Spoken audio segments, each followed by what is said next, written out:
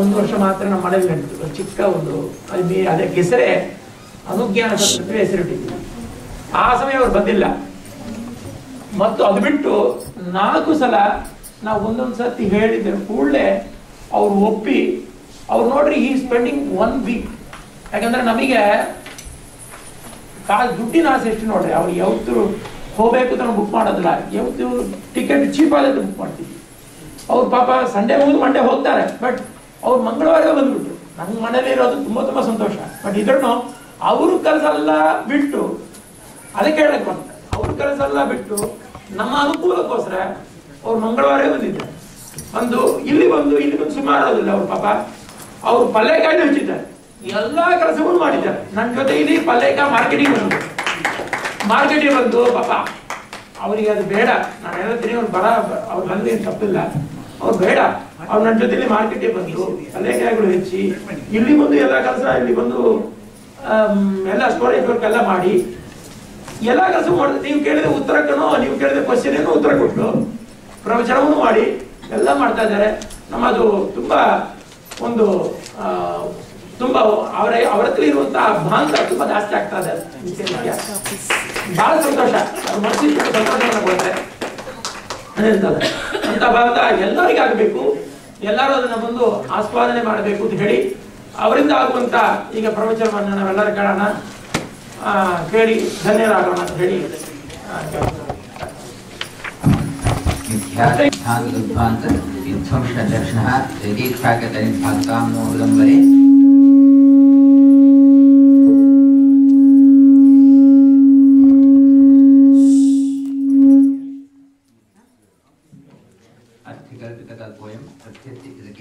व्यासतीर्थ गुरु भूयात् अस्मदिष्टात् सिद्धे तपो विद्या विरक्त्यादि विघ्नोगाकराणां वादिराज गुरुमुनिन्दे जयगुरुदाशय पूज्य राघवेन्द्राय सत्यधर्मराय अदतां कल्पवृक्षाय नमतां कामधेनवे दुर्वादिध्वान्तरवे वैष्णवेन्दीवरेन्द्रवे श्री राघवेन्द्रगुरवे नमोस्तुतयाळवे आपादमपर्यन्तं गुरूणामाप्यं स्मरे तेन विघ्नाः प्रणश्यन्ति सिद्धिं मनोरथाः हरिः ओं श्री गुरुभ्यो नमः।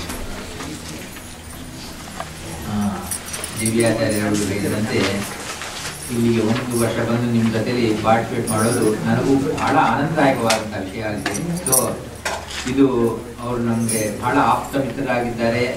ಅವರು ನಾನು ಒಂದೇ ವಿಧವಾದ ಉದ್ದೇಶ ಏನಂದ್ರೆ ನಿಮ್ಮೆಲ್ಲರಿಗೂ ಆದಷ್ಟು ಈ ಶಾಸ್ತ್ರದ ಬಗ್ಗೆ ಇಂಟ್ರೆಸ್ಟ್ ಬೆಳಿಬೇಕು, ಇದನ್ನು ಮುಂಚಿನ ಜನರೇಷನ್ಸ್ಗೆ ಪಾಸ್ ಆನ್ ಮಾಡಬೇಕು ಅನ್ನೋದೇ ಮುಖ್ಯ ಉದ್ದೇಶವಾಗಿದೆ. ಆ ಕಾರಣದಿಂದ ಇದನ್ನು ಮಾಡ್ತಾ ಇದ್ದೀವಿ.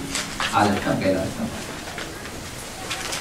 ಈ ಪರ್ಟಿಕ್ಯುಲರ್ ಜ್ಞಾನ ಸತ್ಯದಲ್ಲಿ ಅನುಸಂಧಾನ ಮುಖ್ಯವಾಗಿ ಉದ್ದೇಶವನ್ನು ಇಟ್ಕೊಂಡು ಮಾಡ್ತಾ ಇದ್ದಾರೆ.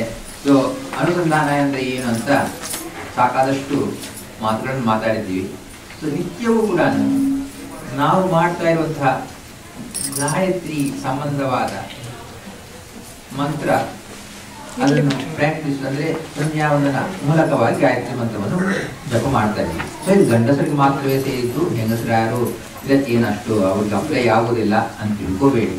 ಇದು ಎಲ್ಲರಿಗೂ ಸಂಬಂಧಪಟ್ಟದ. ಹೆಂಗಸರು ಕೂಡ ಅರ್ಥಾನುಸಂಧಾನ ಮಾಡಬಹುದು, ಅವರು ಕೂಡ ಅವರಿಗೆ ಪುರಾಣದ ಗಾಯತ್ರಿ ಇದೆ.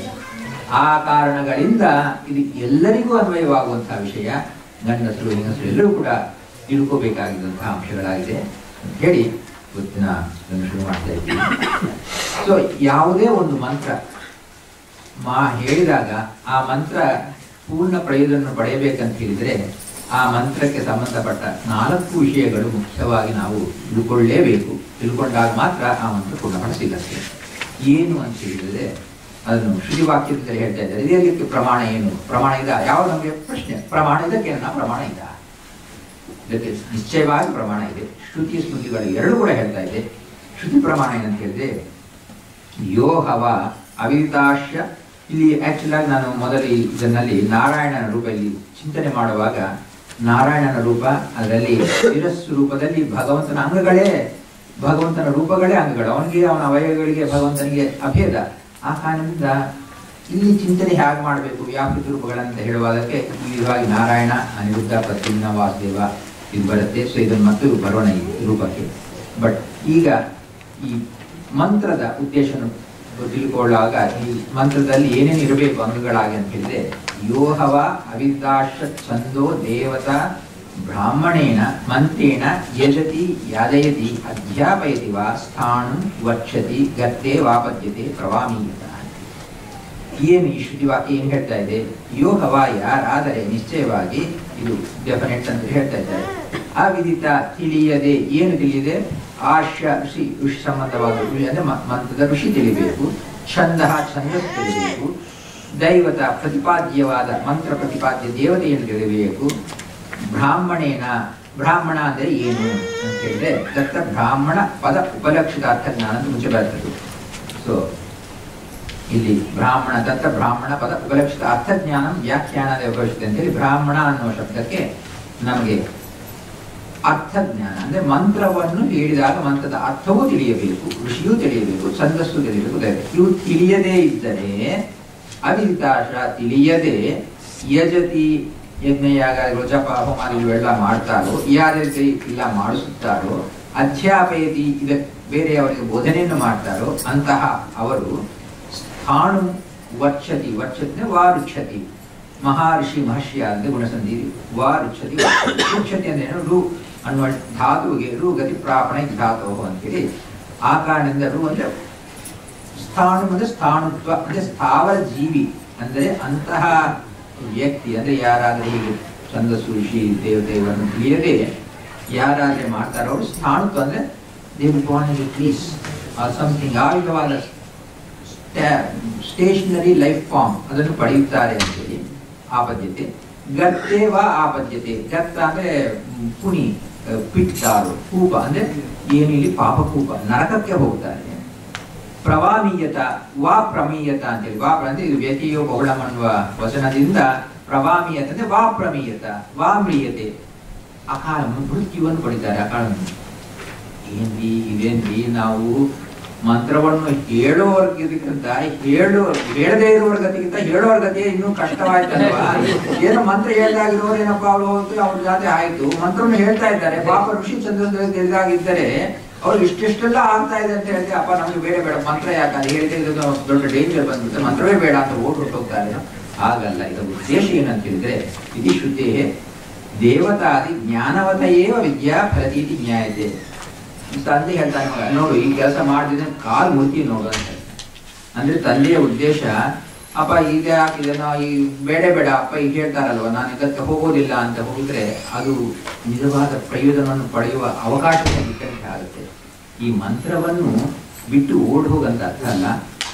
ನಾವು ಮಂತ್ರಗಳನ್ನು ಕೇಳಿದಾಗ ಇವೆಲ್ಲವನ್ನು ಕೂಡ ತಿಳ್ಕೊಂಡು ಮಂತ್ರವನ್ನು ಹೇಳಿದರೆ ಸಾರ್ಥಕತೆ ಬರುತ್ತೆ, ಪ್ರಯೋಜನ ಬರುತ್ತೆ ಅನ್ನೋ ಉದ್ದೇಶದಿಂದ ನಿತ್ಯ ಅನುಷ್ಠಾನ ಮಾಡುವಂತಹ ಈ ಗಾಯತ್ರಿ ಮಂತ್ರವನ್ನು ಚೆನ್ನಾಗಿ ತಿಳ್ಕೊಂಡು ಋಷಿ ಛಂದಸ್ಸು ದೇವತೆ ಅದರನ್ನು ತಿಳ್ಕೊಂಡು ಅರ್ಥವನ್ನು ತಿಳ್ಕೊಂಡು ಮಾಡಿದರೆ ಪೂರ್ಣ ಫಲವನ್ನು ಪಡಿತೀರಿ ಅಂತ ಹೇಳುವುದರೇ ಅಲ್ಲ ಅಲ್ಲಿ ಮುಖ್ಯವಾದ ಉದ್ದೇಶವಾಗಿದೆ ಅಂತೇಳಿ ಅದನ್ನು ಹೇಳಿದ್ದಾರೆ. ಅದಕ್ಕೆ ಆದರೆ ಏನು ಋಷಿ ಸರಿ ಹೇಳಿದ್ರೆ ಗೊತ್ತಾಗಿಬಿಡುತ್ತೆ. ಛಂದಸ್ಸು ಹೇಗೆ ಅಂತ ಹೇಳಿದ್ರೆ ಅದೇ ಹೇಳ್ತಾರೆ, ಛಂದೋಜ್ಞಾನ ಅಂತೂ ಅಕ್ಷರಗಣಾದೇವ ಭವಿಷ್ಯತೆ ಅಂತ ಹೇಳಿ. ಛಂದಸ್ಸು ತಿಳಿಬೇಕಂದ್ರೆ ಅಕ್ಷರಗಣದಿಂದ ಏನು 24 ಅಕ್ಷರ ಇದ್ರೆ ಗಾಯತ್ರಿ ಛಂದಸ್ಸು, ಇಲ್ಲ 28 ಅಕ್ಷರ ಇದ್ರೆ ಉಷ್ಣಿಕ್ ಛಂದಸ್ಸು, ಇಲ್ಲ 32 ಅಕ್ಷರ ಇದ್ರೆ ಅನುಷ್ಠುಪ್ ಛಂದಸ್ಸು, 36 ಅಕ್ಷರ ಇದ್ರೆ ಬೃಹತಿ ಛಂದಸ್ಸು, ಇಲ್ಲ 40 ಅಕ್ಷರ ಇದ್ರೆ ಪಂಕ್ತಿ ಛಂದಸ್ಸು, 44 ಅಕ್ಷರ ಇದ್ರೆ ತ್ರಿಷ್ಟುಪ್ ಛಂದಸ್ಸು, 48 ಅಕ್ಷರ ಇದ್ರೆ ಜಗರಿ ಛಂದಸ್ಸು ಅಂತೇಳಿ ಈ ವಿಧವಾಗಿ ಛಂದಸ್ಸು ಅಕ್ಷರ ಗಣನದಿಂದ ನಮಗೆ ಗೊತ್ತಾಗುತ್ತೆ. ಮತ್ತೆ ಅರ್ಥ ಹೇಗೆ ಅಂತ ಹೇಳಿದ್ರೆ ಬ್ರಾಹ್ಮಣ ಪದ ಉಪಲಕ್ಷಿತ ಅರ್ಥಜ್ಞಾನ ವ್ಯಾಖ್ಯಾನಾದೇವ, ವ್ಯಾಖ್ಯಾನಗಳನ್ನು ನೋಡಿದ್ರೆ ಅರ್ಥ ತಿಳಿದು ಬಿಡುತ್ತೆ. ಇಲ್ಲ ಗುರುಮುಖತಃ ಹೇಳಿ ಅರ್ಥವನ್ನು ತಿಳ್ಕೊಳ್ಳಿ ಅಂತೇಳಿ. ಸೊ ರುಚಿ ಛಂದಸ್ಸು ದೈವತೆ ಪ್ರತಿಪಾದ್ಯ ದೇವತೆಯನ್ನು ಹೇಳ್ತಾರೆ ಮಂತ್ರದಲ್ಲಿ. ಅದನ್ನು ಇವೆಲ್ಲವೂ ಕೂಡ ತಿಳ್ಕೊಂಡು ಮಾಡಬೇಕು ಅಂತ ಹೇಳಿ ಇಲ್ಲಿ ಹೇಳಿದ್ದಾರೆ. ಅದು ಹೇಳಿದ ಮೇಲೆ ಅದಕ್ಕೆ ಸ್ಮೃತಿ ಪ್ರಮಾಣಗಳನ್ನು ಕೂಡ ಹೇಳ್ತಾ ಇದ್ದಾರೆ. ಋಷಿ ಛಂದೋ ದೇವತಾನಿ ಬ್ರಾಹ್ಮಣಾರ್ಥ ಸ್ವರಾಜ್ಯಪಿ ಅವಿದಿತ್ವ ಪ್ರಯುಂಜಾನು ಮಂತ್ರಕಂಟಕ ಉಚಿತ. ಬಹಳ ಸ್ಟ್ರೆಸ್ಸಿಂಗ್ ಇಂಪಾರ್ಟೆನ್ಸ್ ಆಫ್ ದಟ್. ಯಾರಾದ್ರೆ ಋಷಿ ಛಂದಸ್ಸು ದೇವತೆ ಬ್ರಾಹ್ಮಣ ಅರ್ಥ ಸ್ವರ ಇವೆಲ್ಲವೂ ತಿಳಿಯದೆ ಅವಿದಿತ್ವ ಪ್ರಯುಂಜಾನ ತಿಳಿಯದೆ ಇದರ ಪ್ರಯೋಗ ಮಾಡಿದರೆ ಮಂತ್ರಕಂಟಕ ಅಂತಾರೆ. ಅವರು ಮಂತ್ರಕಂಟಕರು ಅಂತೇಳಿ, they are really threat for the ಮಂತ್ರ ಅಂತೇಳಿ. ಅಂದ್ರೆ ಅಷ್ಟೊಂದು ಇಂಪಾರ್ಟೆನ್ಸ್ ಕೊಡ್ತಾ ಇದ್ದಾರೆ. ಸ್ವರೋ ವರ್ಣ ಅಕ್ಷರಂ ಮಂತ್ರೋ ಅದು ವಿನಿಯೋಗ ಅರ್ಥ ಏವಚ ಮಂತ್ರ ಜಿಜ್ಞಾಸಮಾನೇನ ವೇದಿತವ್ಯಂ ಪದೇ ಪದೇ. ಅದು ಮುಖ್ಯ ಉದ್ದೇಶ. ಇವೆಲ್ಲವನ್ನು ನೀವು ತಿಳಿಯಲೇಬೇಕು ಅಂತ ಹೇಳ್ತಾ ಇದ್ದಾರೆ.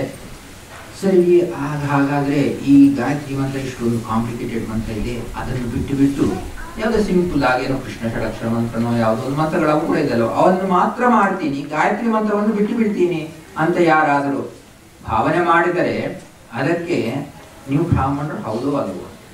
ನೀವು ಬ್ರಾಹ್ಮಣರಾದರೆ ನೀವು ಗಾಯತ್ರಿ ಮಂತ್ರ ಮಾಡಿದಾಗಲೇ ನಿಮ್ಮ ಬ್ರಾಹ್ಮಣತ್ವ ಉಳಿಯುತ್ತೆ. ಬ್ರಾಹ್ಮಣತ್ವ ಉಳಿಬೇಕಂದ್ರೆ ಗಾಯತ್ರಿ ಮಂತ್ರ ಮಾಡ್ಬೇಕಂತ ಹೇಳಿ ಅದಕ್ಕೆ ಹೇಳ್ತಾರೆ. ವಿಪ್ರೋ ವೃಕ್ಷ ಮೂಲಮಸ್ತಸ್ಯ ಸಂಧ್ಯಾ ವೇದ ಶಾಖಾ ಧರ್ಮ ಕರ್ಮಾಣಿ ಪತ್ರಂ ತಸ್ಮಾತ್ ಮೂಲಂ ಯತ್ನತೋ ರಕ್ಷಣೀಯಂ ಚಿಹ್ನೆ ಮೂಲೆ ನೈವ ವೃಕ್ಷೋ ನ ಶಾಖಾ ಅಂತೇಳಿ. ಅಂದರೆ ವಿಪ್ರ ಬ್ರಾಹ್ಮಣ ಅನ್ನೋನು ಒಂದು ವೃಕ್ಷ ಇದ್ದಂತೆ ಇದ್ದರೆ ಅವನ ಮೂಲ ರೂಟ್ಸ್ ಯಾವುದು ಅಂತ ಹೇಳಿದ್ರೆ ಸಂಧ್ಯಾವಂದನ ಅನ್ನೋದೇ ರೂಟ್ ಆಗಿದೆ. ವೇದಗಳು ಅವೆಲ್ಲ ಇದಲ್ವಾ ಅಂತ ಹೇಳಿದ್ರೆ ವೇದ ಶಾಖಾ ಧರ್ಮ ಕರ್ಮಾಣಿ ಪತ್ರಂ, ವೇದಗಳೆಲ್ಲ ಬ್ರಾಂಚಸ್ ಇದ್ದಂತೆ, ಧರ್ಮ ಕರ್ಮಗಳೆಲ್ಲ ಕೂಡ ಎಲೆಗಳಿದ್ದಂತೆ. ನಾವು ಒಳ್ಳೆ ಧರ್ಮಗಳು ಮಾಡ್ತೀವಿ, ದಾನ ಧರ್ಮ ಮಾಡ್ತೀವಿ, ಎಲ್ಲ ಮಾಡ್ತೀವಿ ಅಂದ್ರೆ ಮಾಡ್ರಿ, ಅವೆಲ್ಲ ಮಾಡ್ರಿ. ಆದರೆ ತಸ್ಮಾತ್ ಮೂಲಂ ಯತ್ನತೋರ, ನೀವು ಪ್ರಯತ್ನ ಮಾಡಿ ಆ ರೂಟ್ಸ್ ಅನ್ನು ನೀವು ಪ್ರೊಟೆಕ್ಟ್ ಮಾಡಬೇಕು. ಚಿಹ್ನೆ ಮೂಲೆ ನೈವ ಶಾಖೋ ಚಿಹ್ನೆ ಮೂಲೆ ನೈವ ವೃಕ್ಷೋ ನ ಶಾಖ ಅಂತಿದೆ. ಅಂದ್ರೆ ನೀವು ರೂಟ್ಸೇ ಇಲ್ಲದೆ ಇದ್ರೆ ಮರನೂ ಇಲ್ಲ, ವಿಪ್ರನೂ ಇಲ್ಲ, ಶಾಖೆಗಳು ಇಲ್ಲ, ಏನೂ ಇಲ್ಲ. ಅಷ್ಟು ಒಂದು ಇಂಪಾರ್ಟೆನ್ಸ್ ಕೊಟ್ಟು ಹೇಳ್ತಾ ಇದ್ದಾರೆ. ಆ ಕಾರಣದಿಂದ ಇದು ಯಾಕೆ ಮಾಡ್ತೀವಿ, ಸಂಧ್ಯಾವಂದನ ಅಷ್ಟು ಮುಖ್ಯ. ಸಂಧ್ಯಾವಂದನ ಅಂದರೆ ಉಪನಯನ ಸಂಧ್ಯಾವಂದನ ಮಾಡ್ತಾ ಇದ್ದಾರೆ. ಉಪನಯನ ಪ್ರಕರಣಕ್ಕೆ ಇದು ಮೂಲಭೂತವಾದಂತಹ ಅಂಶಗಳು. ಸೊ ವಿಷ್ಣು ತೀರ್ಥರು ಮಾಡಿದಂತಹ ಚತುರ್ದಶಿ ಗ್ರಂಥಗಳನ್ನು ಬರೆದಿದ್ದಾರೆ. ಅದರಲ್ಲಿ ಉಪನಯನ ಪ್ರಕರಣ ಅಂತ ಹೇಳುವುದನ್ನು ಅದನ್ನು ಮಾಡೋದು ಇವತ್ತಿನ ಉದ್ದೇಶ. ಸೊ ಅದಕ್ಕೆ ಮೂಲಭೂತವಾಗಿ ಆ ಉಪನಯನ ಪ್ರಕರಣದಲ್ಲಿ ಬರುವ ಅಂಶಗಳು ನಾವು ತಿಳ್ಕೋಬೇಕಂದ್ರೆ ಇಷ್ಟು ಒಂದು ಇಂಪಾರ್ಟೆನ್ಸ್ ಆದ ಕಾರಣದಿಂದ ಅದನ್ನು ತಿಳ್ಕೋಬೇಕು. ಅದನ್ನು ನಾವು ಅನುಸಂಧಾನ ಅಂದರೆ ಪ್ರತಿದಿನ ಮಾಡುವ ಗಾಯತ್ರಿ ಜಪ ಮಾಡುವಾಗ ಇದನ್ನು ಜಸ್ಟ್ ಮನಸ್ಸಿಗೆ ನೆನಪಿಗೆ ತಂದುಕೊಂಡು ನೀವು ಮಾಡಿ ಗಾಯತ್ರಿ ಜಪ ಮಾಡಿದರೆ ಅತ್ಯಧಿಕವಾದ ಫಲವನ್ನು ಪಡೆಯಬಹುದು ಅನ್ನೋದು ಅಂಶ. ಅದಾದ ಮೇಲೆ ಈ ಓಂಕಾರ, ಇದು ನೋಡಿ, ಈ ಗಾಯತ್ರಿ ಮಂತ್ರ ಇದು ಒಂದು ವಿಶಿಷ್ಟವಾದ ಮಂತ್ರ. ಇದು ಒಂದು ಕಾಂಪೋಸಿಟ್ ಮಂತ್ರ ಇದ್ದಂತೆ. ಒಂದು ಮಂತ್ರದಲ್ಲಿ 3 ಮಂತ್ರಗಳು ಸೇರಿವೆ. ಪ್ರಣವ, ವ್ಯಾಹೃತಿ, ಗಾಯತ್ರಿ ಮಂತ್ರ ಇಟ್ ಸೆಲ್ಫ್. ಈ ವಿಧವಾಗಿ 3 ಮಂತ್ರಗಳು ಇಲ್ಲಿ ಸೇರಿದೆ. ಈ 3 ಮಂತ್ರಗಳನ್ನು ನಾವು ಒಟ್ಟಿಗೆ ಸೇರಿ ಹೇಳಿದಾಗ ಅದು ಪೂರ್ತಿಯಾಗಿ ಪೂರ್ಣ ಗಾಯತ್ರಿ ಮಂತ್ರ ಆಗುತ್ತೆ. ಇಲ್ಲಿ ಓಂಕಾರಕ್ಕೆ ಬಹಳ ಪ್ರಾಮುಖ್ಯ. ಓಂಕಾರ ಬ್ರೀಫ್ ಆಗಿ ಹೇಳ್ತೀನಿ. ಈ ಓಂಕಾರಕ್ಕೆ ಎಷ್ಟೊಂದು ಇಂಪಾರ್ಟೆನ್ಸ್ ಕೊಡ್ತಿದ್ದಾರೆ ಅಂದರೆ ಈ ಗಾಯತ್ರಿಯಲ್ಲಿ ಬರುವಂತಹ ಈ ಓಂಕಾರದಿಂದಲೇ ವ್ಯಾಪೃತಿಗಳು ಬಂತು. ಓಂ ಅನ್ನುವ ಪ್ರಣವಾಕ್ಷರದಿಂದ ನಿಮಗೆ ಅಕ್ಷರಗಳು, ಮಿಕ್ಕ ಅಕ್ಷರಗಳು ಬಂತಿದ್ದು. ಭೂಹು, ಭುವಃ, ಸುವಃ ಅನ್ನುವ ವ್ಯಾಪೃತಿಗಳು ಅಲ್ಲಿಂದ ಬಂತು. ಮತ್ತು ಭೂಹು ಅನ್ನುವ ವ್ಯಾಪೃತಿಯಿಂದ ಪುರುಷ ಸೂಕ್ತದ ಒಂದು ಭಾಗ ತತ್ಸವಿತುರ್ವರೇಣ್ಯಂ, ಅಲ್ಲಿ ಪುರುಷ ಸೂಕ್ತದಲ್ಲಿ ಸಹ ತತ್ಸವಿತುರ್ವರೇಣ್ಯಂ ಅನ್ನುವ ವ್ಯಾಪೃತಿಯಿಂದ ಪುರುಷ ಸೂಕ್ತದಲ್ಲಿ ಮೊದಲಾಗುವಂತಹ ಸಹಸ್ರಶೀರ್ಷ ಪಕ್ಷ ತಿಳ್ಕೊಂಡು ನಮಗೆ ಸಜಾತವತಿ ಪಶ್ಚಾತ್ ಮತೋಗ್ರಹ ವರೆಗೂ ಬರುವಂತಹ ಪುರುಷ ಸೂಕ್ತ ಆ ನಿಮಗೆ ತತ್ಸವಿತುರ್ವರೇಣ್ಯಂ ಅನ್ನುವ ಆ ಗಾಯತ್ರಿ ಮಂತ್ರದಿಂದ, ಅಂದರೆ ಭೂಹು ಅನ್ನುವ ಭುವ ಸುಹ ಅನ್ನುವ ವ್ಯಾಪೃತಿಗಳಿಂದ ಗಾಯತ್ರಿ ಮಂತ್ರ ಬಂತು. ಗಾಯತ್ರಿ ಮಂತ್ರ ತತ್ಸವಿತುರ್ವರೇಣ್ಯಂ ಭರ್ಗೋ ದೇವಸಿತಿಮೈ ದೇವೇನ ಪ್ರಚೋದಯಾತ್. ಈ 3 ಭಾಗಗಳು 3 ಪಾದಗಳಿದ್ದಂತೆ ಈ 3 ಪಾದಗಳು 3 ವ್ಯಾಪೃತಿಗಳಿಂದ ಬಂತು. ಈ ಗಾಯತ್ರಿ ಮಂತ್ರದ 3 ಪಾದಗಳಿಂದ ಪುರುಷ ಸೂಕ್ತದ 3 ಭಾಗಗಳು ಬಂತು. ಒಂದೊಂದು ಪುರುಷ ಸೂಕ್ತದ ಭಾಗದಿಂದ ಋಗ್ವೇದ, 2ನೇ ಭಾಗದಿಂದ ಯಜುರ್ವೇದ, 3ನೇ ಭಾಗದಿಂದ ಸಾಮವೇದ ಮತ್ತು ಅಥರ್ವಣ ವೇದ ಇದಲ್ಲೇ ಅಂದರೆ ಅಥರ್ವಣ ವೇದ ಅದಕ್ಕೆ ತರೈ ಅಂತಲೂ ಇರುತ್ತೆ. ವೇದಗಳು 3 ಅಂತ ಹೇಳ್ಬೋದು, 4 ಅಂತ ಹೇಳ್ಬೋದು. ಅಥರ್ವಣ ವೇದವು ಕೂಡ ಋಗ್ಯಜು ಸಾಮಗಳ ಭಾಗವೇ ಆಗಿದೆ. ಹಾಗೆ ಈ ವೇದಗಳೆಲ್ಲ ಅಲ್ಲಿಂದ ಬಂತು. ಆ ವೇದಗಳಿಂದ ಸ್ಕಲ ವಾಂಗ್ಮಯವೂ ಬಂತು. ಆವಾಗ ನಮಗೆ 2 ಸಂಶಯಗಳು ಬರುತ್ತೆ. ಏನ್ರಿ, ಓಂಕಾರದಿಂದ ಒಂದು ಓಂ ಅನ್ನುವ ಅಕ್ಷರದಿಂದ ಇಷ್ಟೆಲ್ಲ ಬರ್ಲಿಕ್ಕೆ ಸಾಧ್ಯವಾಗತ್ತಾ ಅನ್ನೋದು ಮೊದಲನೇ ಸಂಶಯ. 2ನೇದು ಹಾಗಾಗ ಆದರೆ ಓಂ ಅನ್ನುವ ಅಕ್ಷರದಿಂದಲೇ ಇಷ್ಟು ಬಂತಂತ ಹೇಳಿದರೆ ಇಷ್ಟು ಗಾಯತ್ರಿಯಾಗ ಓಮಿಂದಲೇ ವ್ಯಾಪೃತಿಗಳು ಬಂತು, ಅದರಿಂದಲೇ ಗಾಯತ್ರಿ ಮಂತ್ರಗಳು ಬಂತು. ಸರಿ, ಓಂ ಅಂತ ಹೇಳಿದ್ರೆ ಸಾಕಲ್ಲವ, ಎಲ್ಲ ಬಂದು ಬಿಡ್ತು. ಮತ್ತೆ ಯಾಕೆ ಅಷ್ಟು ಒಂದು ಗಾಯತ್ರಿ ಮಂತ್ರ ಹೇಳಬೇಕಾದ ಅವಶ್ಯಕತೆ ಇದೆ ಅನ್ನೋದು 2ನೇ ಸಂಶಯ.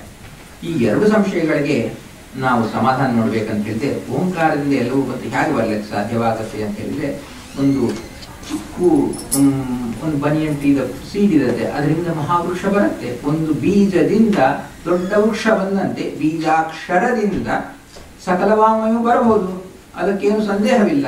ಸೊ ಅದು ಆಗುತ್ತೆ. ಹಾಗಾದ್ರೆ ಓಂಕಾರ ಮಾತ್ರ ಹೇಳಿದ್ರೆ ಸಾಕಲ್ವ, ಇಷ್ಟೆಲ್ಲ ಯಾಕೆ ಹೇಳಬೇಕು?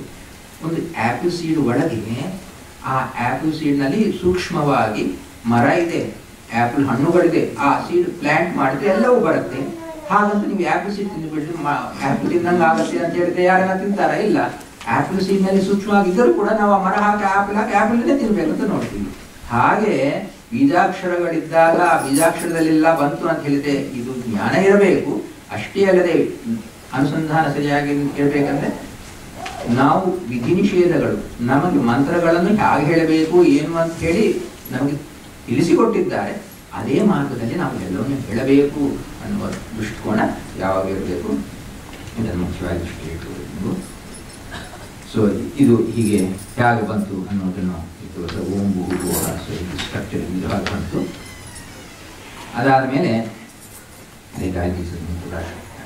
ಗಾಯತ್ರಿ ಅಂದರೆ ಏನು ಅಂತ ನಮಗೆ ಗಾಯತ್ರಿ ಅನ್ನುವಾಗ ಅದು ಒಂದು ದೇವತೆ. ಎಸ್ಪೆಷಲಿ ನಾಥನ ಟೆಂಪ್ನಲ್ಲಿ ಹೋದಾಗ ಗಾಯತ್ರಿ ದೇವತೆಯನ್ನು ಪಿಕ್ಚರೈಸ್ ಮಾಡಬೇಕಂತ ಹೇಳಿ ಗಾಯತ್ರಿ 3 ಪಾದಗಳು ಹಾಕಿಬಿಟ್ಟು ಅದಕ್ಕೆ 6 ಹೊಟ್ಟೆಗಳು ಹಾಕಿಬಿಟ್ಟು 5 ತಲೆಗಳಿರುವಂತಹ ಒಂದು ವಿಚಿತ್ರ ರೂಪ ಆಗಿಬಿಟ್ಟು ಈ ಗಾಯತ್ರಿ ದೇವಿ ಹೀಗಿರ್ತಾಳೆ ಅಂತ ಹೇಳಿ ಒಂದು ಚಿತ್ರಣೆಯನ್ನು ಮಾಡಿದ್ದಾರೆ. ಆ ಚಿತ್ರಣೆಯನ್ನು ನಾವು ಆಕ್ಸೆಪ್ಟ್ ಮಾಡಬಹುದಾ? ಹಾಗೆ ಗಾಯತ್ರಿ ಇರ್ತಾಳ ಅಂತ ಒಂದು ಸಂದೇಹ ಬರುತ್ತೆ. ಆದರೆ ಅದಕ್ಕೆ ನಾವು ಪ್ರಶ್ನೆ ಯಾಕೆ ಹೀಗೆ ಬಂತು ಅಂತ ಹೇಳ್ತೀವಿ. ಅದೇನು ಬೇಸ್ಲೆಸ್ ಆಗಿ ಬಂದಿಲ್ಲ, ಅದಕ್ಕೊಂದು ಕಾರಣ ಇದೆ. ಒಂದು ಬಂತು ಗಾಯತ್ರಿ 24 ಅಕ್ಷರ ತ್ರಿಪದಾ ಷಟ್ಕುಕ್ಷಿ ಪಂಚಶಿಷ್ಯ ಉಪನಯನ ನಿಯೋಗ ಅಂತ ಸಂಧಾನ ಮಾಡೋದು ಬರುತ್ತೆ. ಹೇಳ್ತೀವಿ, ಎಲ್ಲರೂ ಹೇಳ್ತೀವಿ. ನೋಡಿ, ಅದು ಈಗ ಹೇಳಿದ್ದಾರೆ. ತ್ರಿಪದ 3 ಪಾದಗಳು, ಷಟ್ಕುಕ್ಷಿ 6 ಹೊಟ್ಟೆಗಳು, ಪಂಚಶೀರ್ಷ 5 ತಲೆಗಳು, ಅಲ್ಲಿ ಹೇಳಿದಂತೆ ನಾವು ಮಾಡ್ತಾ ಇದ್ದೀವಿ. ಹಾಗಾದರೆ ಮತ್ತು 24 ಗಾಯತ್ರಿ 24 ಅಕ್ಷರ ಮತ್ತೆ ಆ ರೂಪದಲ್ಲಿ 24 ಅಕ್ಷರಗಳು ಇರಬೇಕಲ್ವ? ಅದು ಹೇಗೆ ಹಾಕ್ತಿರೋ ರೂಪದಲ್ಲಿ? ಇಲ್ಲ, ಅದು ಮಂತ್ರಕ್ಕೆ ಸಂಬಂಧಪಟ್ಟದ್ದು. 24 ಅಕ್ಷರಗಳು ಮಂತ್ರಕ್ಕೆ, ಇದು ಮಾತ್ರ ರೂಪಕ್ಕೆ. ಅದೇನು ಒಂದೇ ವಾಕ್ಯ ಇದೆ. ನೀವು ಎಲ್ಲವನ್ನು ರೂಪಕ್ಕೆ ಹಾಕರಿ, ಇಲ್ಲ ಎಲ್ಲವನ್ನು ಮಂತ್ರಕ್ಕೆ ಹಾಕರಿ, ಇಲ್ಲ ಎಲ್ಲವನ್ನು ಫಿಗರ್ಟಿವ್ ಮೀನಿಂಗ್ ನಲ್ಲಿ ತಗೊಳ್ಳಿ. ಸರಿ, ಇದು ದೇವತೆಗೆ ಹೇಳ್ತೀವಿ ಅಂದ್ರೆ ಫಿಗರ್ಟಿವ್ ಮೀನಿಂಗ್. ಸೊ ಯಾವುದೇ ಒಂದು ಪಂಥ ತಗೊಳ್ರಿ ನೀವು, ಇದು ಮಾತ್ರ ಇದಕ್ಕೆ ಅದು ಮಾತ್ರ ಅದಕ್ಕೆ ಅಂತೇಳಿ ಇಷ್ಟ ಬಂದಂತೆ ಮಾಡ್ಲಿಕ್ಕಾಗೋದಿಲ್ಲ. ಸೊ ಇದು ಲಿಟರಲ್ ಆಗಿ ಅಂತಹ ರೂಪವನ್ನು ನಾವು ಚಿಂತನೆ ಮಾಡಕೂಡದು. ಮಂತ್ರದಲ್ಲಿ ಮಂತ್ರದ ತಗೊಂಡ್ರೆ ಮಂತ್ರವನ್ನು ನೋಡೋಣ, ಮಂತ್ರದಲ್ಲಿಯೂ ನೋಡಬಹುದು, ಭಗವಂತನಲ್ಲಿಯೂ ಈ ಚಿಂತನೆಯನ್ನು ಮಾಡಬಹುದು. ಮಂತ್ರ ನೋಡಿದಾಗ ಗಾಯತ್ರಿ 24 24 ಅಕ್ಷರಗಳು ಗಾಯತ್ರಿ. 24 ಅಕ್ಷರಗಳಿರುವಾಗ ಅದು 4 ಪಾದಗಳು ಆಗಬಹುದು, 6 ಅಕ್ಷರಗಳ, ಇಲ್ಲ 3 ಪಾದಗಳು 8 ಅಕ್ಷರಗಳು, 3 ಪಾದಗಳು ಆಗಬಹುದು. ಇಲ್ಲಿ ಗಾಯತ್ರಿ ಮಂತ್ರ 3 ಪಾದಗಳಿದೆ, ಅದಕ್ಕೆ ತ್ರಿಪದ ಅಂತ ಹೇಳ್ತಾ ಇದ್ದಾರೆ. ಅಂದ್ರೆ ಈ ಮಂತ್ರದಲ್ಲಿ 3 ಪಾದಗಳಿವೆ.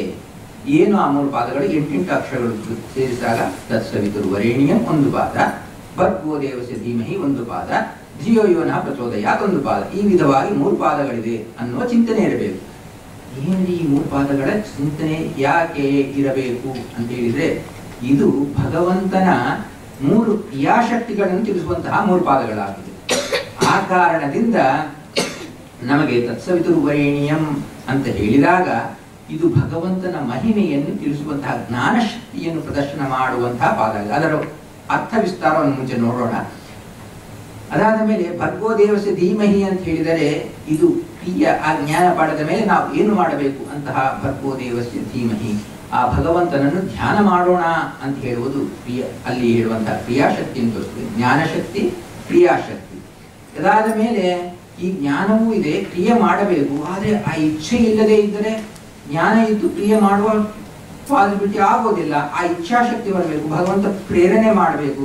ಅದಕ್ಕೆ ಧಿಯೋ ಯೋ ನಃ ಪ್ರಚೋದಯಾತ್, ಅದು ಭಗವಂತನ ಇಚ್ಛಾಶಕ್ತಿ, ಭಗವಂತನ ಕೊಡುವ ಇಚ್ಛಾಶಕ್ತಿ ಅಂತ ಸಿಗುತ್ತೆ. ಈ ವಿಧವಾಗಿ 3 ಪಾದಗಳು ಅಲ್ಲಿ ಗಾಯತ್ರಿ ಮಂತ್ರದಲ್ಲಿ. ಅದಕ್ಕೆ ಗಾಯತ್ರಿ ಮಂತ್ರ ಹೇಳುವಾಗ ಹೇಳ್ತಾರೆ, ಗಾಯತ್ರಿ ಮಂತ್ರ ಹೇಗೆ ಹೇಳಬೇಕು ಅಂತ ಹೇಳಿದ್ರೆ ಅದು ಪಂಚ ವ್ಯವಸಾನ ಗಾಯತ್ರಿ, ಪಂಚಪಾತಕ ನಾಶಿನಿ, ಪಂಚಾವಸಾನ ರಹಿತ, ಪಂಚಪಾತಕ ದಾಯಿನಿ ಅಂತ ಹೇಳಿದ್ರು. ಇದು ಇನ್ನೂ ಕಷ್ಟ ಇದೆ. ನಾವೇನೋ ಗಾಯತ್ರಿ ಮಂತ್ರ ಮಾಡ್ತಾ ಇದ್ದೀವಿ, ಪಂಚಾವಸಾನ ಮಾಡಿದರೆ ಪಂಚಪಾದಗಳು ಹೋಗುತ್ತೆ ಅಂತ ಹೇಳ್ತಾ ಇದ್ದಾರೆ. ಪಂಚಾವಸಾನ ಇಲ್ಲದೆ ಮಾಡಿದ್ರೆ ಪಂಚಪಾದಗಳು ಬರುತ್ತೆ ಅಂತ ಹೇಳ್ತಾ ಇದು ಇನ್ನೂ ಒಂದು ದೊಡ್ಡ ತಂಟೆ ಆಯ್ತಲ್ವಾ ಅಂತ ಹೇಳಿ. ಇದರ ಉದ್ದೇಶ ಯಾಕೆ ಪಂಚಾವಸಾನ ಅಂತ ಹೇಳಿದ್ರೆ, ನಾನು ಹೇಳಿದ್ರೆ 3 ಮಂತ್ರಗಳಿದೆ.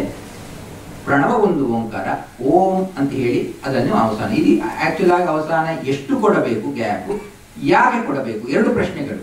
ಸೊ ಮೊದಲು ಆ 5 ಅವಸಾನಗಳು ಯಾವುದು ಅಂತ ತಿಳ್ಕೊಂಡು ಎಷ್ಟು ಕೊಡಬೇಕು, ಯಾಕೆ ಕೊಡಬೇಕು 3 ನೋಡೋಣ. ಈ ಅವಸಾನಗಳು 5 ಸೆಗ್ಮೆಂಟ್ಸ್ ಯಾವುದಂದ್ರೆ ಪ್ರಣವ ಒಂದು ಸೆಗ್ಮೆಂಟ್, ಓಂ ಗ್ಯಾಪ್, ಭೂರ್ಭುವಸ್ವಃ ಅದು ವ್ಯಾಪೃತಿ ಅದು ಹೇಳಿಬಿಟ್ಟು ಮತ್ತು ಗ್ಯಾಪ್, ತತ್ಸವಿತುರ್ವರೆಣ್ಯಂ ಅಲ್ಲಿ ಒಂದು ಗ್ಯಾಪ್, ಭರ್ಗೋ ದೇವಸ್ಯ ಧೀಮಹಿ ಒಂದು ಗ್ಯಾಪ್, ಧಿಯೋ ಯೋನಃ ಪ್ರಚೋದಯಾತ್. ಈ ವಿಧವಾಗಿ ಕೊಡಬೇಕು. ಈ ಪಂಚ ಅವಸಾನ ಕೊಡಬೇಕು. ಎಷ್ಟು ಅವಸಾನ ಕೊಡಬೇಕು ಹೇಳ್ಬಿಟ್ಟು ಒಂದು ಆರಾಮಾಗಿ 1 ನಿಮಿಷ ಇಟ್ಬಿಟ್ಟು ಹೇಳ್ಬೇಕು. ಎಷ್ಟು ಅವಸಾನ ಕೊಡಬೇಕು ಅನ್ನೋದು ಎರಡನೇ ಪ್ರಶ್ನೆ. ಒಂದು ನಮಗೆ ಕಾಲ, we don't want to waste too much time ಒಂದಿದೆ.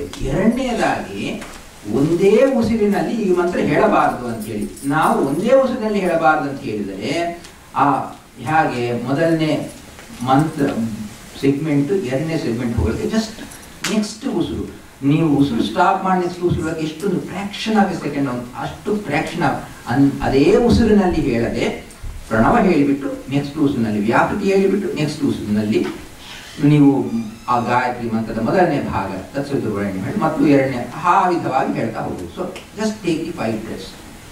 ಇದು ಆ ಮಂತ್ರದ ಭಾಗಗಳನ್ನು ತಿಳಿಸುವುದು ಆಗಿದೆ. ಎರಡನೇದೇನೆಂದ್ರೆ ಪಂಚಪ್ರಾಣ, ನಾವು ಎಲ್ಲವೂ ಮುಖ್ಯ ಪ್ರಾಣರ ಮೂಲಕವಾಗಿ ಭಗವಂತನಿಗೆ ಅರ್ಪಣೆ ಮಾಡ್ತೀವಿ. ಈ ಪಂಚ ಅವಸಾನ ಮಾಡುವುದರ ಮೂಲಕವಾಗಿ ಪಂಚಪ್ರಾಣ ರೂಪಿ ಮುಖ್ಯ ಪ್ರಾಣ ದೇವರ ಮೂಲಕವಾಗಿ ಇದು ಭಗವಂತನಿಗೆ ಅರ್ಪಣೆ ಮಾಡ್ತಾ ಇದ್ದೀವಿ ಅನ್ನುವ ಅನುಸಂಧಾನವನ್ನು ನಾವು ಇಟ್ಕೊಂಡು ಮಾಡಿದಾಗ ಅದು ಪೂರ್ಣ ಫಲದಾಯಕವಾಗುತ್ತೆ. ಆ ಕಾರಣದಿಂದ ಪಂಚಾವಸಾನ ಮಾಡಬೇಕು. ಸೊ ಇಷ್ಟು ಅವಸಾನ ಕೊಡಬೇಕು, ಈ ಕಾರಣದಿಂದ ಪಂಚಾವಸಾನ ಮಾಡಬೇಕು ಅನ್ನೋದನ್ನು ತಿಳ್ಕೋಬೇಕು. ಸೊ ಅದಾದ್ಮೇಲೆ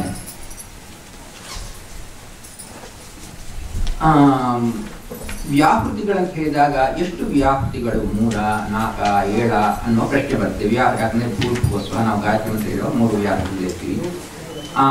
ಆಮೇಲೆ ಅದು 4 ವ್ಯಾಪೃತಿಗಳನ್ನು ಬಂದಿದೆ. ಸೊ ಏನು ಮಹಃ ಅನ್ನೋ ವ್ಯಾಪೃತಿ. ಸೊ ಇದು ನಾನು ಈ ಮಂತ್ರದಲ್ಲಿ ಹೇಳಿದಾಗ ಸರಿ ಗಾಯತ್ರಿ 24 ಅಕ್ಷರ ಆಯಿತು, ತ್ರಿಪದ 3 ಪಾದಗಳಾಯಿತು ಮಂತ್ರಕ್ಕೆ, ಷಟ್ಕುಕ್ಷಿ 6 ಹೊಟ್ಟೆಗಳಂದ್ರೆ ಏನು 6 ಷಡ್ವಿಧ ಗಾಯತ್ರಿ ಅಂತೇಳಿ ಮುಂಚೆ ಬರುತ್ತೆ. 6 ವಿಧವಾದ ಗಾಯತ್ರಿ ಮಂತ್ರದ ಉಪಾಸನೆಯನ್ನು ಮಾಡಬೇಕು ಅಂತ ಹೇಳಿ ಹೇಳ್ತಾರೆ. ಆ ಕಾರಣದ ಷಟ್ಕುಕ್ಷಿ ಇದು ಮಂತ್ರಕ್ಕೆ ಸಂಬಂಧಪಟ್ಟದ್ದು. ಅದೇ ಆದ ಮೇಲೆ ಪಂಚಶೀರ್ಷ ಪಂಚಾವಸಾನ, ಅದಕ್ಕೆ ಪಂಚಶೀರ್ಷ ಅಂತ ಹೇಳಿ ಪಂಚಾವಸಾನ ಗಾಯತ್ರಿ ಅನ್ನೋದಕ್ಕೆ ಇದು ಮಂತ್ರದಲ್ಲಿ ಅಂತರ್ಗತವಾಗಿರುವಂತಹ.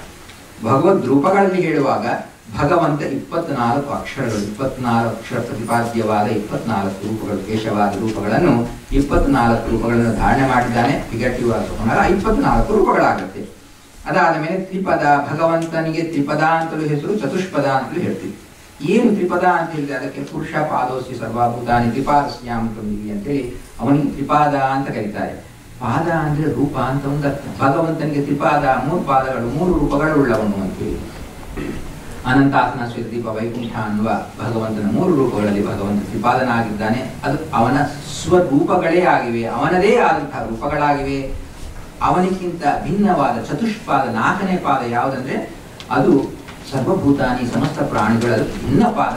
ಸರ್ವಜೀವಾ ತಸ್ಯ ಸಾದೃಶ್ಯ ಮಾತ್ರತಃ ಸ್ವರೂಪಪಾದ ವಿಷ್ಣೋಸ್ತು ತ್ರಯೋ ಹಿ ದಿವಿಸಂಸ್ಥಿತಾಃ ನಾರಾಯಣೋ ವಾಸುದೇವೋ ವೈಕುಂಠ ಇತಿ ತ್ರಯಃ ಅನಂತಶಯನಂ ಚೈವ ತಥಾ ಅನಂತಾತ್ಮಂ ಹರೇಹಿ ಅಂತೇಳಿ ಭಗವಂತ ನಾರಾಯಣ ರೂಪದಲ್ಲಿ ಅವನು ಅನಂತಾಸನದಲ್ಲಿ ಶ್ವೇತದ್ವೀಪದಲ್ಲಿ ನಾರಾಯಣ ರೂಪದಲ್ಲಿ ಇರ್ತಾನೆ, ಅನಂತಾಸನದಲ್ಲಿ ವಾಸುದೇವ ರೂಪದಲ್ಲಿ ಇರ್ತಾನೆ, ವೈಕುಂಠ ಅನ್ನುವ ಹೆಸರಿನಲ್ಲಿ ವೈಕುಂಠದಲ್ಲಿ ಇರ್ತಾನೆ. ಈ ವಿಧವಾಗಿ ಅದು ಅವನ ಸ್ವರೂಪಗಳಾಗಿವೆ. ಈ ಭಿನ್ನ ಪಾದ 4ನೇದು ಸರ್ವಭೂತಗಳಲ್ಲಿ ಅವರೆಲ್ಲರೂ ಪ್ರಾಣಿಗಳೆಲ್ಲ ಕೂಡ ಭಗವಂತನ ಪಾದವೇ ಆಗಿದ್ದಾರೆ. ಅದೇ ಭಿನ್ನಾಂಶರು ಅಂದ್ರೆ ಭಗವಂತನಿಗಿಂತ ಬೇರೆ ಆದವರು, ಆದರೆ ಭಗವಂತನದೇ ಅಂದ್ರೆ ಅಲ್ಲಿ ಕೂಡ ಭಗವಂತನ ಅಂತರ್ಗತನಾಗಿ ಅವರೆಲ್ಲರಿದ್ದು ಎಲ್ಲವನ್ನು ಮಾಡಿಸುತ್ತಾನೆನ್ನುವ ತಿಳುವಳಿಕೆ ನಮಗಿರಬೇಕು ಅನ್ನೋದು ಅಲ್ಲಿ ಹೇಳಿದ್ದಾರೆ. ಈಗ ನಾವು ವಿಷ್ಣು ಹೇಳಿದಂತಹ ಉಪನಯನ ಪ್ರಕರಣಕ್ಕೆ ಪ್ರವೇಶ ಮಾಡೋಣ. ಅಲ್ಲಿ ಅವರು ಹೇಳ್ತಾ ಬರ್ತಾರೆ ಇದನ್ನು ಈ ವಿಷ್ಣು ತೀರ್ಥರು ಹೇಳಿದ ಅಂಶಗಳೆಲ್ಲ ಕೂಡ ಉಪನಿಷತ್ತುಗಳಲ್ಲಿ ಆಚಾರ್ಯರ ಭಾಷೆದ ಮೂಲಕ ಬಹಳ ವಿಸ್ತಾರವಾದ ಅರ್ಥವನ್ನು ಹೇಳ್ತಾರೆ. ಇದನ್ನು ಹೇಗೆ ಅಪ್ರೋಚ್ ಮಾಡ್ಬೇಕಂತ ನೋಡಿದೆ. ಸೊ ಇಲ್ಲಿ ಸಂಕ್ಷೇಪವಾಗಿ ನಾವು ಹೇಳ್ತಾ ಬಂದು ಆಮೇಲೆ ಉಪನಿಷತ್ತಿನಲ್ಲಿ ಭಾಷೆಗಳಲ್ಲಿ ಉಪನಿಷತ್ತು ಭಾಷೆ ಎರಡು ನೋಡಲಿಕ್ಕೆ ಟೈಮ್ ಸಾಕಾಗಲ್ಲ. ಆ ಕಾರಣದಿಂದ ರೈಟಪ್ಸ್ನಲ್ಲಿ ನಿಮಗಿದೆ, ಭಾಷೆಯನ್ನು ಮಾತ್ರ ಸಂಕ್ಷೇಪವಾಗಿ ನೋಡ್ತಾ ಹೋಗೋಣ. ಸೊ ಇಲ್ಲಿ ಇವರ ವಿಷ್ಣು ತೀರ್ಥರು ಮಾಡಿದ್ದನ್ನು ಸಂಕ್ಷೇಪವಾಗಿ ಇಲ್ಲಿ ಅರ್ಥ ನೋಡಿಬಿಟ್ಟು ಭಾಷೆಯನ್ನು ನಾವು ನೋಡೋಣ.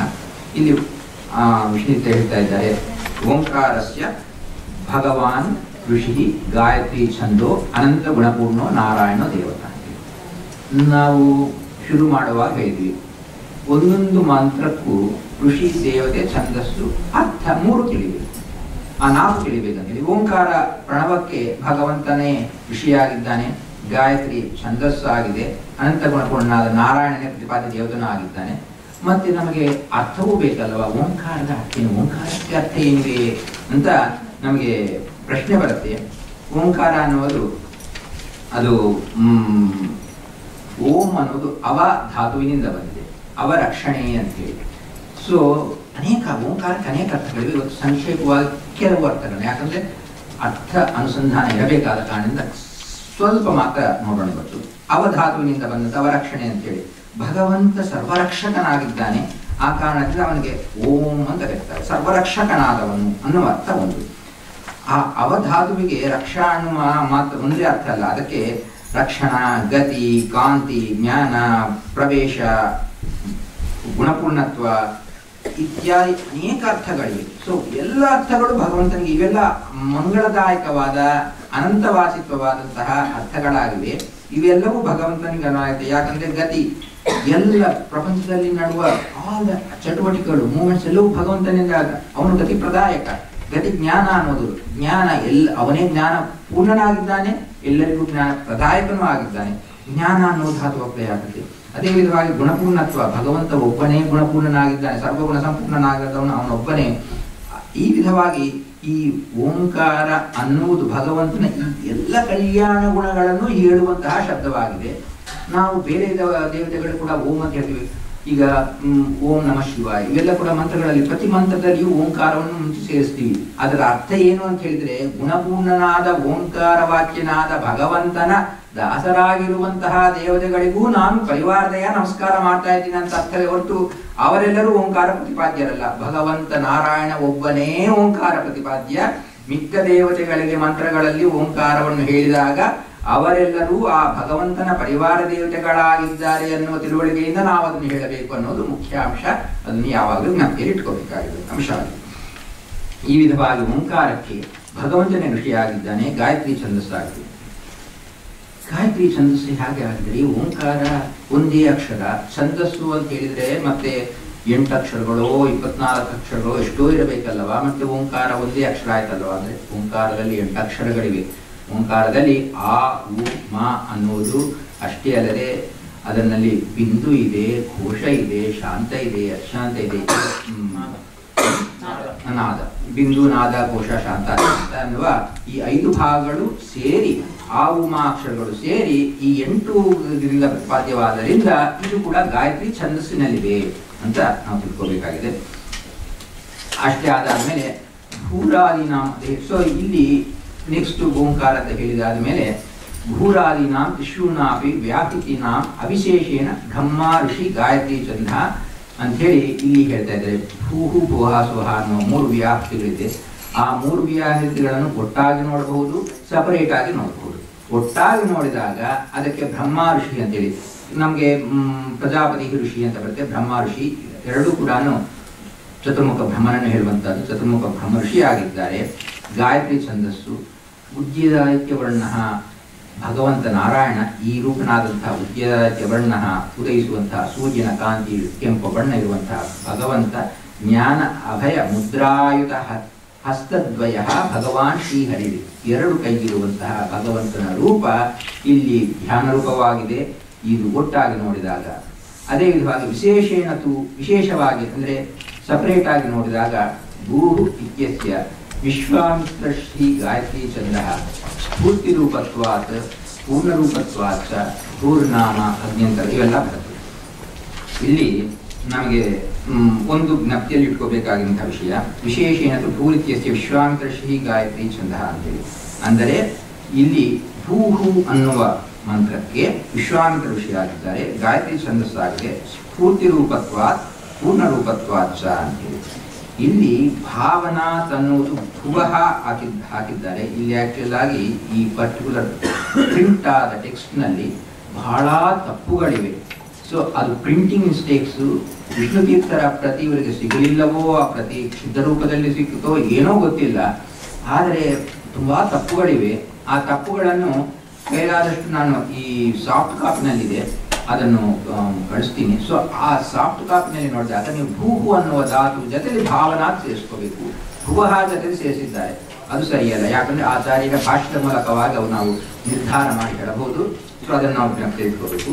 ಸೊ ಇಲ್ಲಿ ಹೇಳ್ತಾ ಇದ್ದಾರೆ, ಇಲ್ಲಿ ಭೂಹು ಅನ್ನುವುದರಲ್ಲಿ ಒಂದು ಅಕ್ಷರ ಇದೆ. ಸೊ ಭೂಹು ಇತ್ಯಸ್ಯ ವಿಶ್ವಾಂಶ ಶ್ರೀ ಗಾಯತ್ರಿ ಸಿಂಹ ಸ್ಫೂರ್ತಿ ರೂಪತ್ವಾತ್ ಪೂರ್ಣರೂಪತ್ವಾತ್ ಸ ಭಾವನಾತ್ ಅನ್ನೋದು ಅಲ್ಲೇ ಸೇರಿಸ್ಕೊಳ್ಳಿ. ಭೂಹು ಅನ್ನೋದು ಭಾವನಾ ಅಂದ್ರೆ, ಭಾವನಾ ಅಂದ್ರೆ ಏನು? ಭಾವನಾ ರಕ್ಷಣಾ ಅಂತೇಳಿ ಮುಂಚೆ ಆಚಾರ್ಯರ ಭಾಷೆಯಲ್ಲಿ ಬರುತ್ತೆ. ಭಾವನಾ ಅನ್ನೋ ಶಬ್ದಕ್ಕೆ ರಕ್ಷಣಾ ಮಾಡುವವನು ಅಂತ.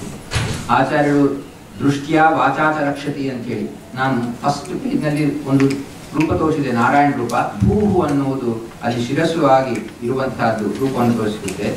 ಭೂಹು ಅನ್ನುವುದು ಅಲ್ಲಿ ಪ್ರದ್ಯುಮ್ನ ರೂಪವನ್ನು ತೋರಿಸಿದಾಗ ಅಲ್ಲಿ ಏನಂತ ಹೇಳಿದ್ರೆ, ಭೂಹು ಒಂದಕ್ಷರ, ತಲೆ ಒಂದು, ಆ ಕಾರಣದಿಂದ ಒಂದಕ್ಷರ ಒಂದು. ಭುವಹ ಅಂದ್ರೆ 2 ಅಕ್ಷರ, ಆ ಕಾರಣದಿಂದ 2 ಕೈಗಳಿದೆ. ಸೊ ಆ ಕಾರಣದಿಂದ 2 ಕೈಗಳನ್ನು ತೋರಿಸ್ತಾರೆ. ಸೊ ಇಲ್ಲಿ ನಾರಾಯಣ. ಸೊ ಅನಿರುದ್ಧ ಪ್ರದ್ಯುಮ್ನ. ಸೊ ಶಿರಸ್ಸು, ಭೂಹು ಅನ್ನುವ ಶಿರಸ್ಸು ಪ್ರತಿಪಾದ್ಯವಾದ ರೂಪ ಅನಿರುದ್ಧ ರೂಪ. ಭುವಹ, ಭೂವಹ 2 ಕೈಗಳು, ಅಲ್ಲಿ ಪ್ರತಿಪಾದ್ಯವಾದ ರೂಪ ಪ್ರದ್ಯುಮ್ನ ರೂಪ. ಅದಾದ ಮೇಲೆ ವಾಸುದೇವನ ರೂಪ ಮಧ್ಯ ದೇಹ, ಅದು ಹಾಗಿರೋಣ, ಅದು ಆಮೇಲೆ ಬರೋಣ ಅದಕ್ಕೆ. ಸುವಹ ಅಂದರೆ 2 ಕಾಳುಗಳು, 2 ಅಕ್ಷರ. ಸುವ 2 ಅಕ್ಷರಗಳು, 2 ಪಾದಗಳು, ಅದು ಸಂಕರ್ಷಣ ರೂಪ ಅಂತೇಳಿ ನಾವು ಅದನ್ನು ದೃಷ್ಟಿಯಲ್ಲಿ ಇಟ್ಕೋಬೇಕು. ಸೊ ಇಲ್ಲಿ ಹೇಳಿದಾಗ, ಸೊ ನೆಕ್ಸ್ಟ್ ಅಲ್ಲಿ ಹೇಳ್ತಾ ಇದ್ದಾರೆ, ಸ್ಫೂರ್ತಿ ರೂಪತ್ವ ಪೂರ್ಣರೂಪ ಭಾವನಾ ಭೂರ್ನಾಮ ಅಗ್ನಿ ಅಂತರ್ಗತಃ. ನಿಮಗೆ ಮುಂಚೆ ಆಚಾರ್ಯರು ಹೇಳಿದಾಗ ನೋಡಿದಾಗ, ನಾವು ಭಾಷೆ ನೋಡಿದಾಗ ಗೊತ್ತಾಗತ್ತೆ, 4 ವಿಧವಾದ ಉಪಾಸನೆಗಳು ಹೇಳಿದ್ದಾರೆ. ಇದು ನಮಗೆ ತೈತಿರೀಯ ಉಪನಿಷತ್ತಲ್ಲಿ ನಿಮಗೆ ಶಿಕ್ಷಾವಳಿಯಲ್ಲಿ ಬರುವಂತಹ ಮಂತ್ರಗಳಾಗಿವೆ. ಆ 4 ಉಪಾಸನೆಗಳಲ್ಲಿ ಅಗ್ನಿ ಉಪಾಸನೆಯಲ್ಲಿ ಸಿಂಬಾಲಿಕ್ ಆಗಿ ತೋರಿಸಿಕೊಟ್ಟಿದ್ದಾರೆ ವಿಷ್ಣು ತೀರ್ಥರು.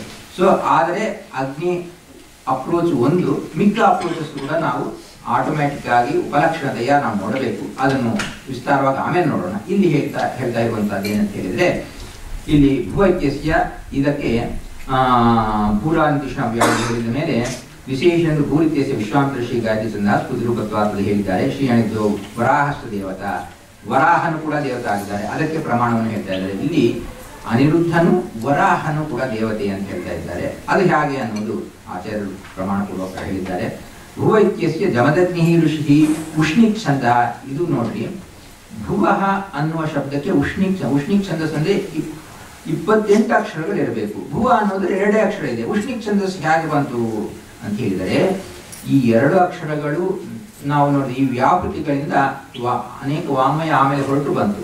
ಸೊ ಉಷ್ಣಿಕ್ ಛಂದಸ್ಸಿಗೆ ಈ ಭುವಃ ಅನ್ನೋದು ಬೀಜ ರೂಪದಿಂದ ಕಾರಣವಾದ ಕಾರಣದಿಂದ ಇದು ಉಷ್ಣಿಕ್ ಛಂದಸ್ಸು. 28 ಅಕ್ಷರಗಳು ಇಲ್ಲ ಭುವದಲ್ಲಿ, ಆದ್ರೂ ಕೂಡ ಉಷ್ಣಿಕ್ ಛಂದಸ್ಸಿಗೆ ಮೂಲಭೂತವಾದ ಬೀಜವಾಗಿದೆ ಅಂತ ನಾವು ಜ್ಞಾಪಕವಿಟ್ಕೋಬೇಕು. ಭಾವನಾ ಜಗತಃ ಉತ್ಪಾದನಾತ್ ಅಂತ ಹೇಳಿದ್ದಾರೆ. ಆ ಭಾವನಾತ್ ಅನ್ನೋದು ಇಲ್ಲಿರಬಹುದು, ಅದು ಭೂಹೂನಲ್ಲಿರಬೇಕು. ಜಗತಃ ಭಾವನಾತ್ ಅಂದ್ರೆ ಜಗತಃ ಉತ್ಪಾದನಾತ್ ಅಂತಲೂ ಕೆಲವು ಜನ ಅರ್ಥ ಮಾಡ್ತಾ ಇದ್ದಾರೆ. ಸರಿಯಲ್ಲ. ಅದು ಭಾವನಾತ್ ಅನ್ನೋದು ಭೂಹುನಲ್ಲಿ ಸೇರುವಂತಹದ್ದು. ಜಗತಃ ಉತ್ಪಾದನಾತ್ ಅನ್ನೋದು ಭಾವನಾ ಅನ್ನೋದಕ್ಕೆ ಅರ್ಥ ಅಲ್ಲ. ಭಾವನಾ ಅಂದ್ರೆ ಲಕ್ಷಣ ಅಂತಲೇ ಅರ್ಥ. ಜಗದುತ್ಪಾದನಾ ಅನ್ನೋದು ಇಲ್ಲಿ ಪ್ರದ್ಯುಮ್ನಿಗೆ ಸಂಬಂಧಪಟ್ಟಂತ ಈ ಭುವನಕ್ಕೆ ಸಂಬಂಧಪಟ್ಟ ಆಗಿದೆ. ಸೊ ಜಗತಃ ಉತ್ಪಾದನಾತ್ ಭೂರಿ ಬೀಜತ್ವಾತ್. ಭಗವಂತನ ಭೂರಿ ಬೀಜತ್ವ ಅಂದ್ರೆ ಏನು ಅಂದ್ರೆ, ಭಗವಂತ ಪರಾಕ್ರಮಶಾಲಿ, ಅತ್ಯಂತ ಪರಾಕ್ರಮಶಾಲಿಯಾಗಿದ್ದಾನೆ. ಆ ವಿಧವಾಗಿರುವಂತಹ ಭಗವಂತ ಅವನು ಭೂತಿ ವರತ್ವಾಚ. ಭೂತಿ ಅಂದ್ರೆ ಸಂಪತ್ತು, ವರ ಅಂದ್ರೆ ಶ್ರೇಷ್ಠವಾದ ಸಂಪತ್ತು, ಎಲ್ಲದಕ್ಕಿಂತ ಶ್ರೇಷ್ಠವಾದ ಸಂಪತ್ತು ಭಗವಂತನೇ ಆಗಿದ್ದಾನೆ. ಭುವರ್ನಾಮ ವಾಯುವಂತರ್ಗತ ಪ್ರದ್ಯುಮ್ನೋ ನೃಸಿಂಹಸ್ಯ ದೇವತಾ.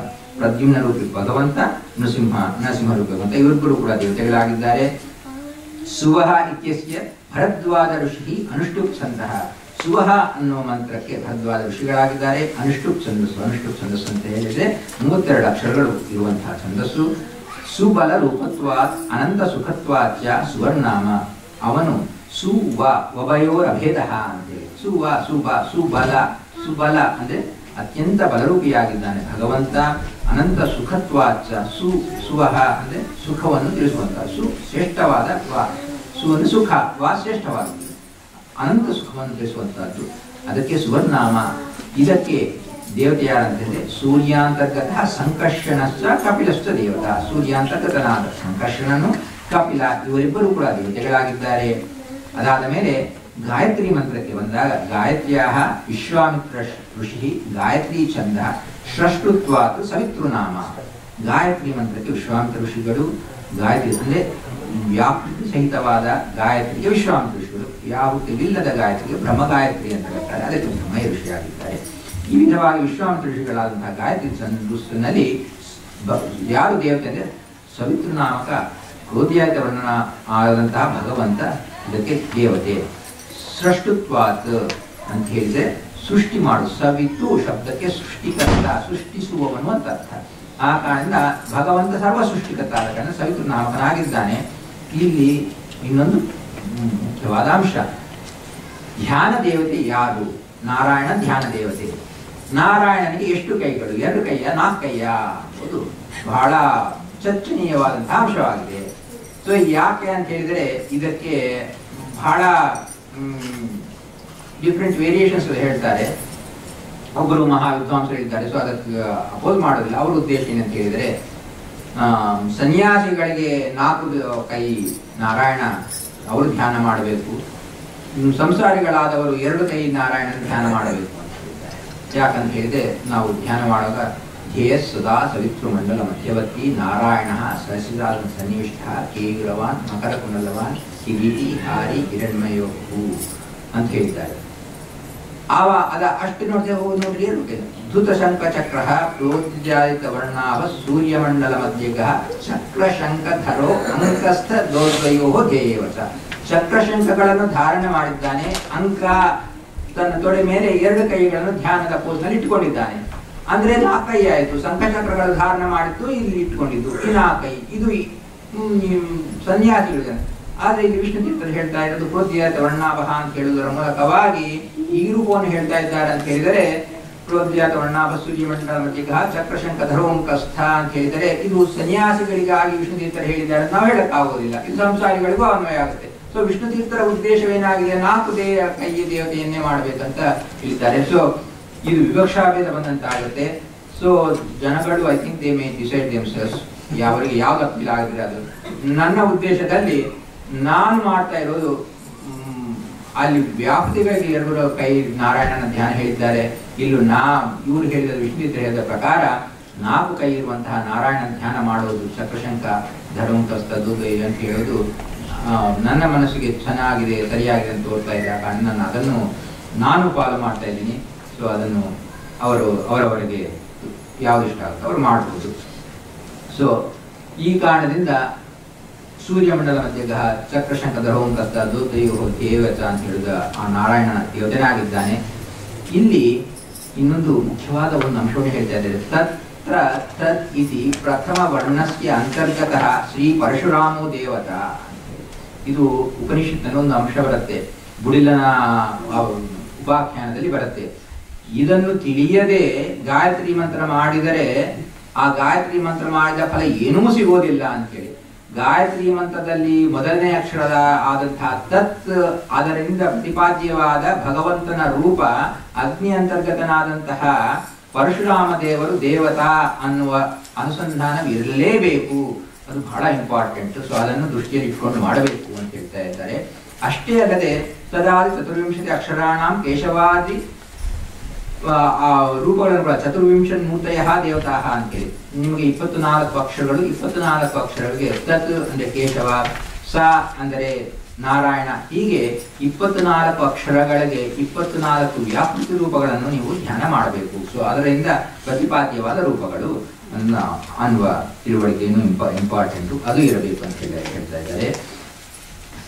ಅದಾದ ಮೇಲೆ ಈ ನಾವು ನೋಡಿದ್ವಿ 3 ಪಾದಗಳಿದೆ ಅಂತ ಹೇಳಿ. ಈ 3 ಪಾದಗಳಿದ್ದಾಗ ಆ 3 ಪಾದಗಳಿಗೆ ಮತ್ತು ದೇವತೆಗಳನ್ನು ಅದನ್ನು ಹೇಳಿದ್ದಾರೆ. ಆದ್ಯಸ್ಯ ಈ ಗಾಯತ್ರಿಯ 3 ಪಾದಗಳಲ್ಲಿ ಮೊದಲನೇದಾದಂತಹ ತತ್ಸವಿತುರ್ವರೇಣ್ಯಂ ಅನ್ನುವ ಪಾದಕ್ಕೆ, ಮೊದಲನೇ ಪಾದಕ್ಕೆ ಅನಿರುದ್ಧೋ ದೇವತಾ. ದ್ವಿತೀಯಸ್ಯ ಪ್ರದ್ಯುಮ್ನಃ, 2ನೇ ಪಾದಕ್ಕೆ ಗಾಯತ್ರಿಯ 3 ಪಾದಗಳಲ್ಲಿ 2ನೇ ಪಾದಕ್ಕೆ ಪ್ರದ್ಯುಮ್ನನು ದೇವತೆ. ತೃತೀಯಸ್ಯ ಸಂಕರ್ಷಣಃ, 3ನೇ ಪಾದಕ್ಕೆ ಸಂಕರ್ಷಣ ದೇವತೆ ಅಂತ ಹೇಳಿ ಹೇಳ್ತಾ ಇದ್ದಾರೆ. ಅದಾದ ಮೇಲೆ ಇಲ್ಲಿ ಗಾಯತ್ರಿ ಅನ್ನುವ ಶಬ್ದ ಇದು ಎಲ್ಲರಿಗೂ ಅಪ್ಲೈ ಆಗುತ್ತೆ ಅನ್ನೋದಕ್ಕೆ ಇನ್ನೊಂದು ಏನು ಕೇಳಿದೆ, ಗಾಯಂತಂ ತ್ರಾಯತೆ ಇತಿ ಗಾಯತ್ರಿ ಅಂತ ಹೇಳಿ. ಯಾರು ಹೇಳ್ತಾರೋ ಅವರನ್ನು ರಕ್ಷಣೆ ಮಾಡುವುದು ಗಾಯತ್ರಿ ಮಂತ್ರ. ಅಷ್ಟೇ ಅಲ್ಲದೆ ಭಗವಂತನು ಗಾಯತ್ರಿ, ಅವನು ಗಾಯತಿ ತ್ರಾಯತಿ ಚ ಗಾಯತ್ರಿ ಅಂತ ಹೇಳಿ ಭಗವಂತನ ಪರವಾಗಿ ಹೇಳುವಾಗ ಅವನೇ ನಿತ್ಯವೂ ವೇದಗಾನವನ್ನು ನಾವು ಆಚಾರ್ಯರು ದ್ವಾಶ್ವತದಲ್ಲಿ ಬರುತ್ತೆ ಹೇಳುವಾಗ ಅದೇ ಉದ್ಗೀರಿನ ಅದು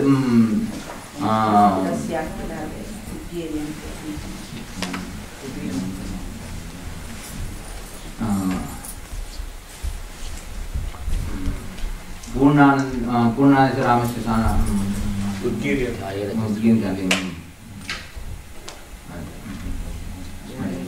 ಸ್ಮರೇದ ಯಾಮ್ನಾ ದಾಸಸಾಂಗಾನ್ ಭಗಾಪೋನಿ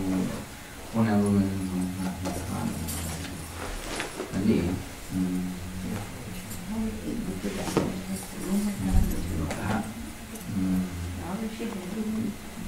ಮೊದಲನೇ ಅದೆಲ್ಲ ಬರುತ್ತೆ ಈ ರೀತಿ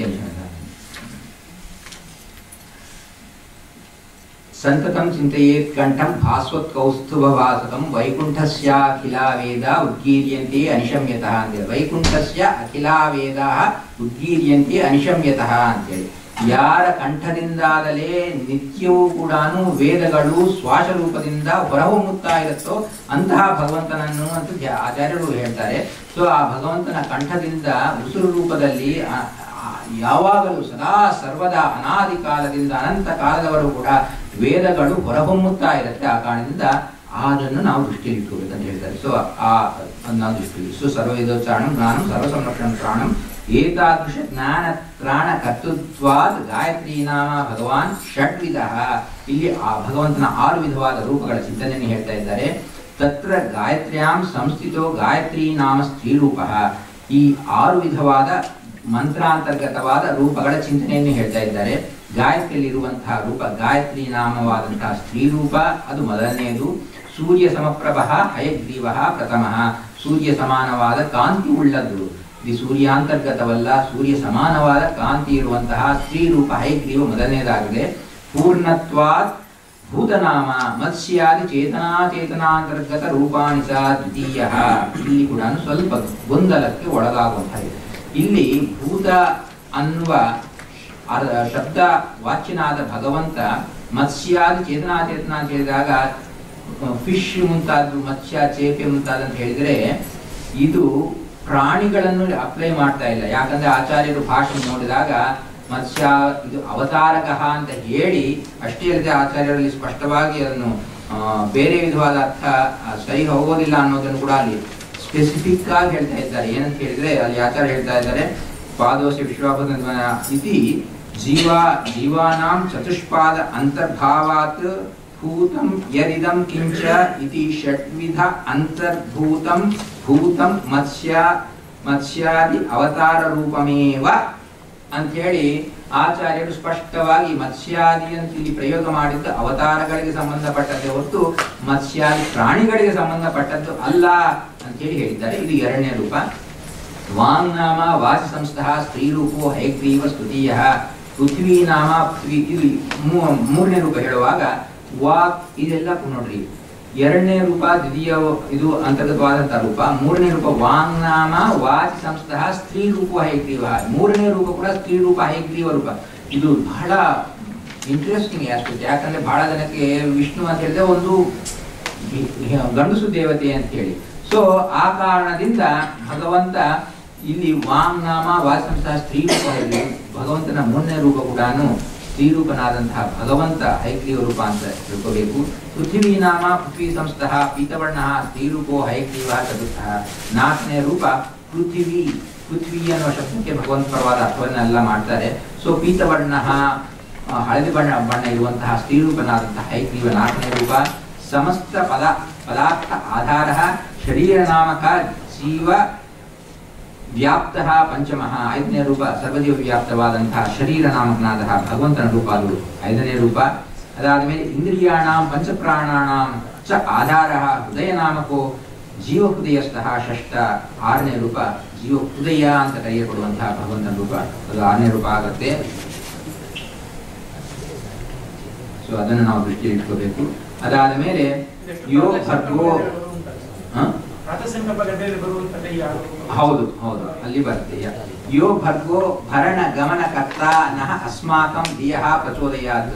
ಸೊ ಈ ಗಾಯತ್ರಿ ಮಂತ್ರದ ಯಹ ಭರ್ಗಃ, ಭರ್ಗಃ ಅಂದ್ರೆ ಭರಣ ಗಮನ ಕರ್ತ, ಭಗವಂತ ಎಲ್ಲದರಲ್ಲಿ ತುಂಬಿದ್ದಾನೆ, ಎಲ್ಲವನ್ನು ಹೊತ್ತುತ್ತಾನೆ, ಎಲ್ಲವನ್ನು ಸಪೋರ್ಟ್ ಕೊಡ್ತಾನೆ, ಗಮನ ಎಲ್ಲವನ್ನು ಹೋಗುವಂತೆ ಮಾಡ್ತಾನೆ, ಜ್ಞಾನವನ್ನು ಕೊಡ್ತಾನೆ. ಅಂತಹ ಭರಣ ಗಮನ ಕರ್ತನಾದಂತಹ ಭಗವಂತ ನಹ ಅಂದ್ರೆ ಅಸ್ಮಾಕಂ ನಮ್ಮ ಧಿಯಃ ಬುದ್ಧಯ ಬುದ್ಧಿಗಳನ್ನು ಪ್ರಚೋದಯಾತ್ ಪ್ರೇರೇಪಿಸಲಿ.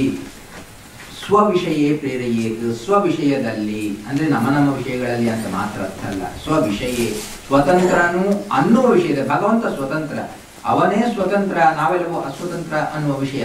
ಸ್ವವಿಷಯ ಭಗವಂತ ಸ್ವತಂತ್ರ ಅನ್ನುವ ವಿಷಯದಲ್ಲಿ ಅಂದ್ರೆ ಪ್ರತಿಯೊಂದು ಕಾರ್ಯವು ನಾವು ಮಾಡುವಾಗ ನಮಗೆ ಪ್ರೇರಣೆಯನ್ನು ಯಾಕೆ ಕೊಡಬೇಕು? ಭಗವಂತ ನಾವು ಸ್ವತಂತ್ರ ಅಲ್ಲ, ಅವನೇ ಸ್ವತಂತ್ರನಾಗಿದ್ದಾನೆ, ನಮ್ಮೊಳಗೆ ನಿಂತು ಮಾಡಿಸುತ್ತಾನೆ ಅನ್ನುವ ಪ್ರೇರಣೆಯನ್ನು ನಮಗೆ ಕೊಡಲಿ ಅಂತ ನಾವು ಧ್ಯಾನವನ್ನು ಮಾಡಬೇಕು. ತಸ್ಯ ಸವಿತುಹು, ಅದಕ್ಕೆ ಸವಿತುಹು, ತತ್ ಸವಿತುಹು ಜಗದುತ್ಪಾದನಕಸ್ಯ ದೇವಸ್ಯ, ತತ್ಸವಿತುರ್ವರೆಣ್ಯಂ ಭರ್ಗೋ ದೇವಸ್ಯ, ದೇವಾದಿವು ಕ್ರೀಡಾಯಾಮಂತೆ. ಭಗವಂತ ಲೀಲಾ ಮಾತ್ರದಿಂದ ಎಲ್ಲವನ್ನೂ ಮಾಡ್ತಾ ಇದ್ದಾನೆ. ಈ ವಿಧವಾಗಿ ಸವಿತುನಾಮನಾದ ಭಗವಂತ ಜಗತ್ತಿನ ಉತ್ಪಾದನಾ ಇತ್ಯಾದಿಗಳನ್ನು ಮಾಡ್ತಾನೆ.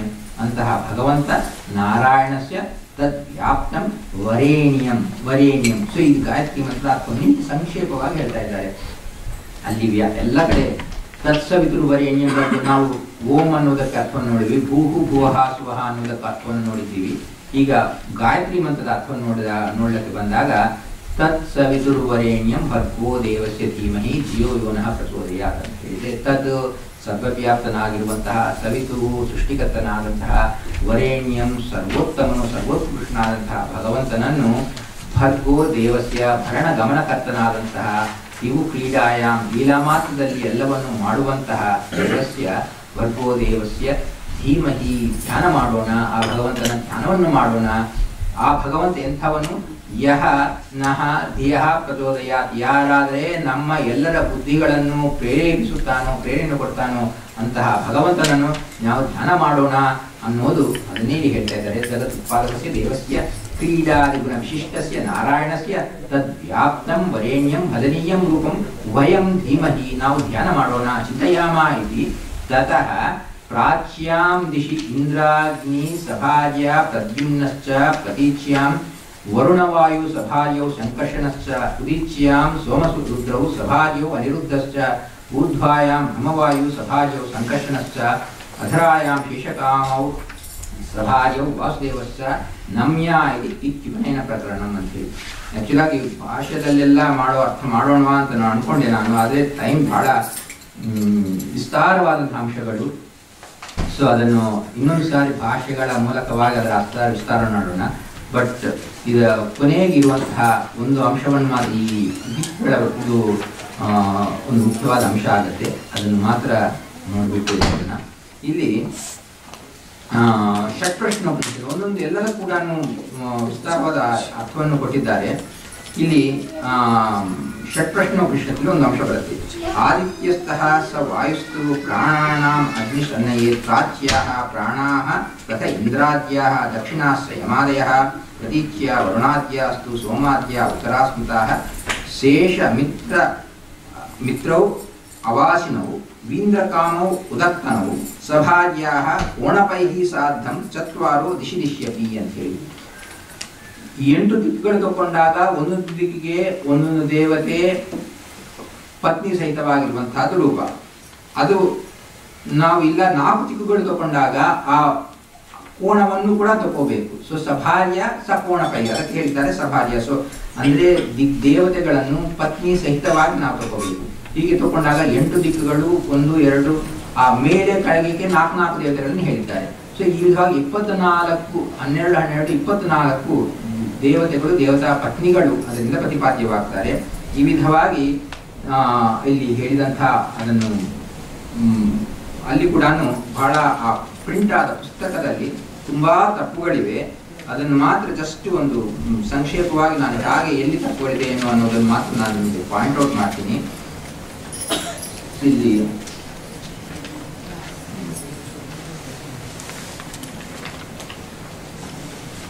ಇಲ್ಲಿ ಹೇಳುವಾಗ ವಯಂ ಧೀಮೈ ಚಿಂತೆಯಾಮ ಇದು ತತಃ ಪ್ರಾಚ್ಯಾಂಶಿ ಇಂದ್ರಾಗ್ನಿ ಸಭಾರ್ಯವ್ ಅಂತ ಹೇಳಿ ಅಲ್ಲಿರುವಂತಹ ರೂಪ ಅಲ್ಲಿ ಪ್ರದ್ಯುಮ್ನಶ್ಚ ಅಂತ ಹೇಳಿದ ಪ್ರದ್ಯುಮ್ನಶ್ಚ ಇಲ್ಲ ಅದು ವಾಸುದೇವ. ಆ ಕಾರಣದಿಂದ ಅಲ್ಲಿ ಏನಿರಬೇಕಂದ್ರೆ ತಥಾ ಪ್ರಾಚ್ಯಾಂ ದಿಶಿ ಇಂದ್ರಾಗ್ನಿ ಸಭಾರ್ಯವ್ ವಾಸುದೇವಶ್ಚ ಅಂತಿರಬೇಕು. ಅಲ್ಲಿ ಇದೆಲ್ಲ ಆ್ಯಡ್ ಮಾಡ್ಕೋಬೇಕಾಗಿತ್ತು. ದಕ್ಷಿಣ್ಯಾಂ ನೀವು ಆ್ಯಡ್ ಮಾಡಬೇಕು. ದಕ್ಷಿಣ್ಯಾಂ ಯಮನುವೃತ್ತಿ ಸಭಾರ್ಯವ್ ಅಂತ ಆ್ಯಡ್ ಮಾಡ್ಕೋಬೇಕು. ಮಾಡಿಕೊಂಡು ಅಲ್ಲಿ ಪ್ರದ್ಯುಮ್ನಶ್ಚ ದಕ್ಷಿಣ ದಿಕ್ಕಿನಲ್ಲಿ ಹೇಳುವಾಗ ಪ್ರದ್ಯುಮ್ನಶ್ಚ, ಪ್ರತೀಚ್ಯಾಂ ಅಂದರೆ ವೆಸ್ಟ್ನಲ್ಲಿ ಹೇಳುವಾಗ ಅಲ್ಲಿ ವರುಣವಾಯು ಸಭಾರ್ಯವು ಸಂಕರ್ಷಣಶ್ಚ ಅಲ್ಲಿ ಸಂಕರ್ಷಣ ಅದು ಒಂದು ಮಾತು ಕರೆಕ್ಟಾಗಿ ಆಗಿದ್ದಾರೆ. ಉದೀಚ್ಯಾಂ ಸೋಮರುದ್ರವು ಸಭಾರ್ಯವು ಅನಿರುದ್ಧಶ್ಚ, ಊರ್ಧ್ವಾಯಾಂ ಭ್ರಮವಾಯು ಅಲ್ಲಿ ವೀಂದ್ರಕಾಮ ಆಚಾರ್ಯರ ಉದ್ದೇಶ ಪ್ರಕಾರ ಅಲ್ಲಿ ವೀಂದ್ರಕಾಮ ಅಂತ, ವಿ ಅಂದ್ರೆ ಪಕ್ಷಿ, ವೀಂದ್ರ ಅಂದ್ರೆ ಗರುಡ, ಗರುಡ ಕಾಮರು ಅಂದ್ರೆ ಮನ್ಮಥ, ಗರುಡ ಮನ್ಮಥರು ಇವರು ಊರ್ಧ್ವ ದಿಕ್ಕಿಗೆ ಬ್ರಹ್ಮವಾಯುಗಳು ಅಂತ ಹೇಳಿದ್ರೆ ಗರುಡ ಕಾಮರ ಅಂತ ಆಚಾರ್ಯ ಹೇಳಿದ್ದಾರೆ. ಸಭಾರ್ಯವು ಅಂತ ಹೋಗಬೇಕು. ಅಲ್ಲಿ ಸಂಕರ್ಷಣಶ್ಚ ಅಂತ ಹಾಕಿದ್ದಾರೆ, ಅಲ್ಲಿ ವಾಸುದೇವಶ್ಚ ಅಂತ ಹಾಕೋಬೇಕು. ಅಧರಾಯಾಂ ಶೇಷಕಾಮವು ಅಂತ ಹಾಕಿದ್ದಾರೆ, ಅಲ್ಲಿ ಶೇಷ ಮಿತ್ರವು ಅಂತ ಆಚಾರ್ಯರ ಉದ್ದೇಶವಾಗಿದೆ. ಕೆಳಗಿನ ದಿಕ್ಕಿಗೆ ಶೇಷರು ಮಿತ್ರರು ಅವರು ಸಭಾರ್ಯವು ಅವರ ಭಾರ್ಯರ ಸಹಿತವಾಗಿ ನಾವು ಮಾಡಬೇಕು. ಅಲ್ಲಿ ಅಲ್ಲಿ ವಾಸುದೇವಶ್ಚ ಅಂತ ಹಾಕಿದ್ದಾರೆ, ಅಲ್ಲಿ ಸಂಕರ್ಷಣಶ್ಚ ಅಂತ ಇರಬೇಕು.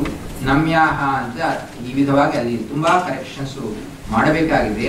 ಸೊ ಅದನ್ನು ನಾವು ದೃಷ್ಟಿಯಲ್ಲಿ ಇಟ್ಕೋಬೇಕು. ಅಲ್ಲಿ ಏನಂತ ಹೇಳಿದ್ರೆ ಪತ್ನಿಗಳನ್ನು ಹೇಳಿದಾಗ ಜಸ್ಟ್ ಈಸ್ಟ್ನಲ್ಲಿ ಪೂರ್ವ ದಿಕ್ಕಿಗೆ ಇಂದ್ರ ಸಚಿ ತಗೋಬೇಕು. ಅದೇ ವಿಧವಾಗಿ ಸೌತ್ ಈಸ್ಟ್ ಅಂತ ಹೇಳಿದ್ರೆ ಆಗ್ನೇಯ ದಿಕ್ಕಿಗೆ ಅಗ್ನಿ ಸ್ವಾಹ ತಗೋಬೇಕು. ದಕ್ಷಿಣ ದಿಕ್ಕಿಗೆ ಯಮ ಶ್ಯಾಮಲಾದೇವಿ, ನಿರುತಿಗೆ ಅಂದರೆ ನೈಋತ್ಯ ದಿಕ್ಕಿಗೆ ನಿರುತಿ ಖಡ್ಗಿ ಅಂತ ಪತ್ನಿಯನ್ನು ಹೇಳ್ತಾರೆ.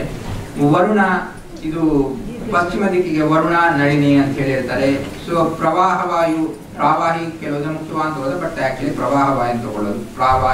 ಪ್ರವಾಹವಾಯು ವಾಯುವ್ಯ ದಿಕ್ಕಿಗೆ ನಾರ್ತ್ ವೆಸ್ಟ್ಗೆ. ಅದಾದ ಮೇಲೆ ಸೋಮ ಇಲ್ಲ ಚಂದ್ರ ರೋಹಿಣಿ ಪತ್ನಿಯಾಗಿದ್ದಾಳೆ. ಕೆಲವು ಜನ ಕುಬೇರ ಯಕ್ಷಿ ಅಂತ ತಗೊಳ್ತಾರೆ. ಬಟ್ ಇಲ್ಲಿ ನಾವು ಆಚಾರ್ಯ ಹೇಳಿದ್ದು ಸೋಮ ಅನ್ನೋದು ಆಚಾರ್ಯ ಉದ್ದೇಶವಾಗಿದೆ. ರೋಹಿಣಿಗಳು ಅವು ಉತ್ತರ ದಿಕ್ಕಿಗೆ, ರುದ್ರ ಉಮಾದೇವಿ ಈಶಾನ್ಯ ದಿಕ್ಕಿಗೆ ಆಗಿದ್ದಾರೆ, ನಾರ್ತ್ ಈಸ್ಟ್. ಅದಾದ್ಮೇಲೆ ಊರ್ಧ್ವ ದಿಕ್ಕಿಗೆ ಗರುಡ ಮನ್ಮಥ, ಅವರು ಗರುಡನ ಪತ್ನಿ ಸೌಪರ್ಣಿ, ಮನ್ಮಥನ ಪತ್ನಿ ರತಿದೇವಿ.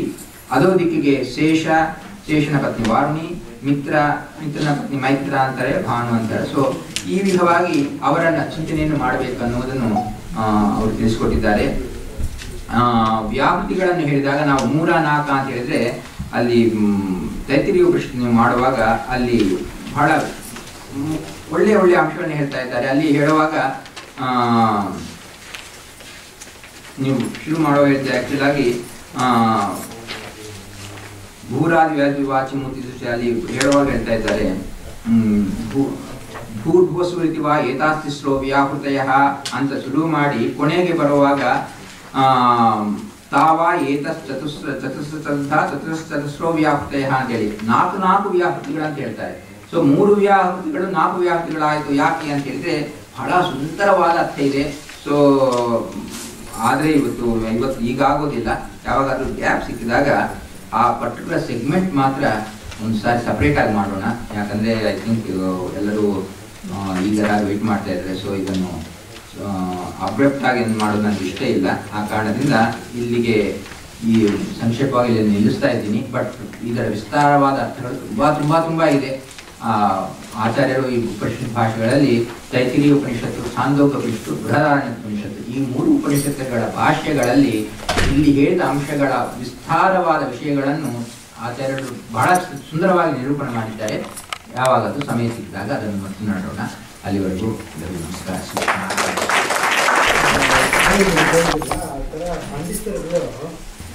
ಬರೇಣ್ಯಂ ಅಂತ ಹೇಳಿದರೆ ಛಂದಸ್ 23 ಸ್ಥಾನ ಬರುತ್ತೆ. ಸೊ ಬರೇಣ್ಯಂ ಅಂತ ಹೇಳಬೇಕು, ಉಪಾಸನ ಕರೆಕ್ಟ್.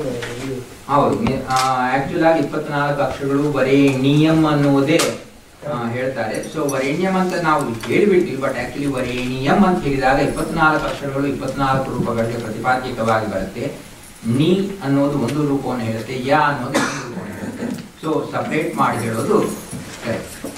ಅದು ಪ್ರಾಣಾಯಾಮ ಮಾಡುವಾಗ ಅದೇ ಥರ ಹೇಳಬೇಕಾ, ಗಾಯತ್ರಿ ಉಪಾಸನೆ ಮಾಡುವಾಗ ಅಂತ ಹೇಳಬೇಕಾ? ಯಾವಾಗಲೂ ವರೇಣ್ಯಂ ಅಂತಲೇ ಹೇಳ್ಬೋದು. ಯಾವಾಗಲೂ ವರೇಣ್ಯಂ ಅಂತ ಸಪರೇಟ್ ಮಾಡಿ ಹೇಳೋದು ಸರಿ ಕರೆಕ್ಟ್. ಅಂದ್ರೆ ವರೇಣ್ಯಂ ಅನ್ನೋದು ಅರ್ಥತಃ ಕರೆಕ್ಟೇ, ಬಟ್ ಛಂದಸ್ಸು ಸರಿ ಹೋಗೋದಿಲ್ಲ, ರೂಪಗಳು 24 ಅಕ್ಷರಗಳು ಬರೋದಿಲ್ಲ. ಆ ಕಾರಣದಿಂದ ವರೇಣ್ಯಂ ಅಂತ ಹೇಳೋದು. ಸೊ ಅರ್ಥದಲ್ಲಿ ನೋಡಿದಾಗ ಅರ್ಥ ವರೇಣ್ಯಂ ಅನ್ನೋದು ಕೂಡ ಕರೆಕ್ಟ್, ವರ್ಡ್ ಪ್ರಕಾರ ಕರೆಕ್ಟೇ ಅದು, ಆದರೆ ಅಕ್ಷರ ಗಣನಕ್ಕೆ ಸರಿ ಹೋಗೋದಿಲ್ಲ. ಅರ್ಥವೂ ಅದೇ ಅರ್ಥ ಇರುತ್ತೆ, ಅಕ್ಷರಗಳು ಸರಿ ಹೋಗುತ್ತೆ.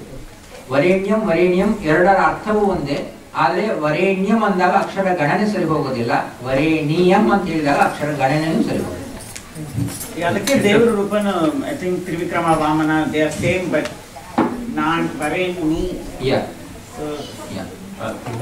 ಒಂದು ಇದು ಮತ್ತೆ ಒಬ್ಬರು ಪ್ರಸಿದ್ಧ ಪಂಡಿತರು ಈ ಗಾಯತ್ರಿ ಮಂತ್ರದ 10 ಶಬ್ದಗಳಿದೆಯಲ್ಲ, ತತ್ ಸವಿತು ವರೇಣ್ಯ, ಅದನ್ನ ಪರಮಾತ್ಮನ ದಶರೂಪಕ್ಕೆ ಅನ್ವಯ ಮಾಡಿತ್ತು. ತತ್ ಅನ್ನೋದು ಮತ್ಸ್ಯಾವತಾರ ಅಂತ ಹೇಳುತ್ತೆ. ಹೌದು, ಆಕ್ಚುಲ್ ಆಗಿ ಪಂಡಿತರು ನಾನು ಅದಕ್ಕೆ ಗಾಯತ್ರಿ ಮಂತ್ರಕ್ಕೆ ಅನೇಕ ಅರ್ಥಗಳಿವೆ.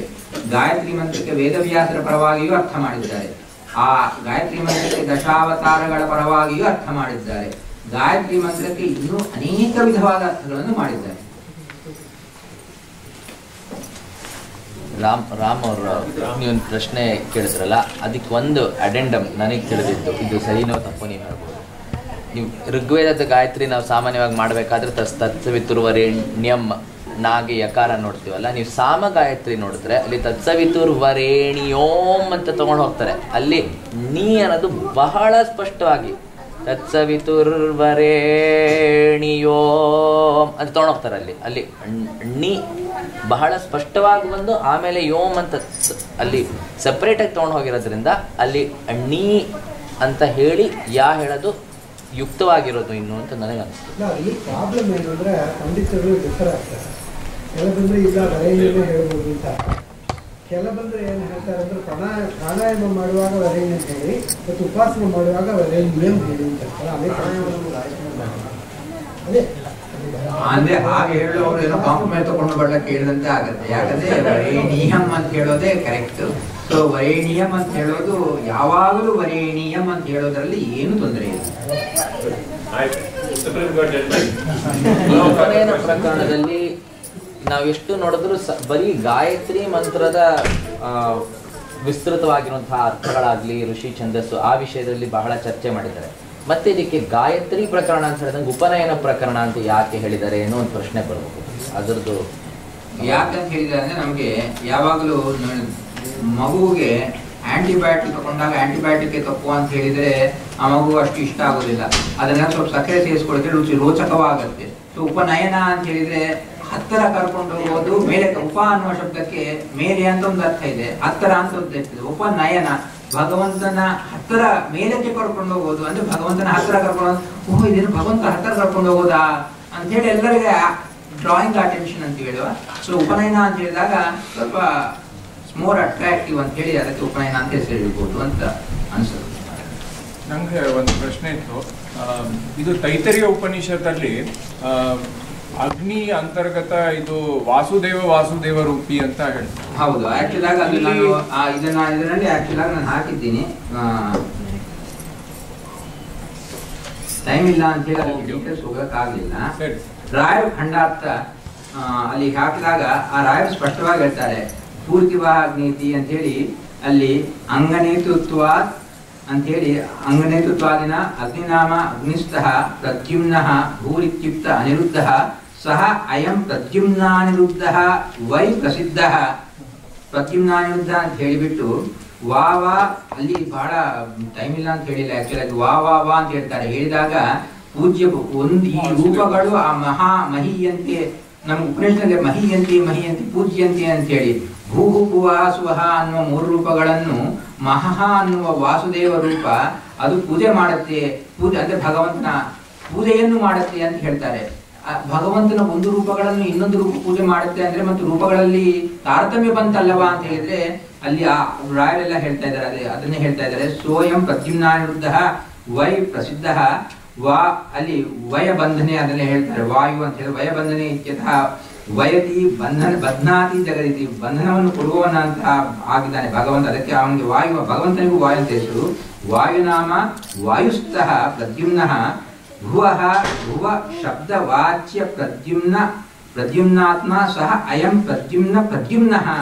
ಪ್ರದ್ಯುಮ್ನ ನಿರುದ್ಧ ಪ್ರದ್ಯುಮ್ನ. ಅದಕ್ಕೆ ಷೋಡಶಾತ್ಮ, ಅಲ್ಲಿ ಷೋಡಶ ಆಚಾರ್ಯ ಚತುಶ್ಶತು 4 ಅಂತ ಹೇಳಿ 16 ಅಂತ ಬರುತ್ತೆ ಆ ಮಂತ್ರದಲ್ಲಿ ಬರುವಂತಹದ್ದು. ಆ 16 ರೂಪಗಳು ಬರಬೇಕಂತ ಹೇಳಿದ್ರೆ ಆ ಒಂದೊಂದಕ್ಕೂ ಕೂಡ ಅನಿರುದ್ಧ ಪ್ರದ್ಯುಮ್ನ ಸಂಕರ್ಷಣ ವಾಸುದೇವ, ಅನಿರುದ್ಧ ಪ್ರದ್ಯುಮ್ನ ಅನಿರುದ್ಧ ಸಂಕರ್ಷಣ ಅನಿರುದ್ಧ ವಾಸುದೇವ, ಪ್ರದ್ಯುಮ್ನ ಅನಿರುದ್ಧ ಪ್ರದ್ಯುಮ್ನ ಸಂಕರ್ಷಣ ಪ್ರದ್ಯುಮ್ನ ವಾಸುದೇವ, ಹೀಗೆ ನೀವು ಹಾಕೊಳ್ತಾ ಹೋದ್ರೆ 16 ರೂಪಗಳು ಬರುತ್ತೆ. ಆ ವಿಧವಾಗಿ ಬಂದು ಭುವಃ ಅಂತ ಹೇಳಿ ಅಲ್ಲಿ ಶಬ್ದವಾಚ್ಯ ಪ್ರದ್ಯುಮ್ನ ಅಂತ ಹೇಳಿ ಅದಕ್ಕೆ ಭೇದ ಇಲ್ಲ ಅಂತ ಹೇಳ್ತಾ ಇದ್ದಾರೆ. ಸೊ ಅಲ್ಲಿ ಸ ಆದ್ಯನಾಮ ಪ್ರದ್ಯುಮ್ನಃ ಸುವರಿತಿ ಶಬ್ದವಾಚ್ಯ ಸಂಕರ್ಷಣಾತ್ಮ ಸಹ ಅಯಂ ಪ್ರದ್ಯುಮ್ನ ಸಂಕರ್ಷಣ ಅಂತ ಹೇಳಿಬಿಟ್ಟು ಅಲ್ಲಿ ಆಹ್ಲಾದ ರೂಪತ್ವೇನ ಚಂದ್ರಮಾಹ ತತ್ ಚಂದ್ರಮವಾಚ್ಯ ಚಂದ್ರಥ ಅಂತ ಹೇಳಿ ಪ್ರದ್ಯುಮ್ನಃ ಮಹರಿತಿ ಶಬ್ದ ವಾಚ್ಯ ವಾಸುದೇವಾತ್ಮ ಸಹ ಅಯಂ ಪ್ರದ್ಯುಮ್ನ ವಾಸುದೇವ ಅಂತ ಹೇಳಿ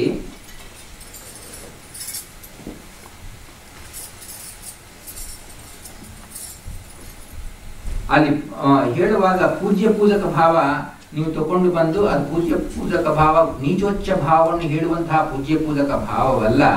ಹೇಗಾದರೆ ಗಣೇಶ ತ್ವಾಮಾಹು ವಿಪ್ರತಮಂ ಕವೀನಾಮ ಅಂತ ಹೇಳಿದಾಗ ಮಹಾಮರ್ಕಂ ಅಘೋಂ ಚಿತ್ರಮಚ್ಚಾಯ, ಭಗವಂತನೇ ನಿನ್ನನ್ನು ನೀನು ಪೂಜೆ, ನಿಜವಾಗಿ ಎಲ್ಲ ಕಡೆ ಭಗವಂತನ ಪೂಜೆಯನ್ನು ಭಗವಂತನೇ ಮಾಡ್ತಾ ಇದ್ದಾರೆ. ನಾವು ಭಗವಂತನ ಪೂಜೆ ಮಾಡಿದಾಗ ನಮ್ಮ ಒಳಗೆ ಭಗವದ್ ರೂಪಗಳು ನಿಂತು ಆ ಭಗವಂತನ ಪೂಜೆಯನ್ನು ಮಾಡ್ತಾ ಇದ್ದೇವೆ. ಭಗವಂತನ ಪೂಜೆಯನ್ನು ಮಾಡುವುದು ನಿತ್ಯವೂ ನಡೆಯುವಂತಹ ವಿಷಯ.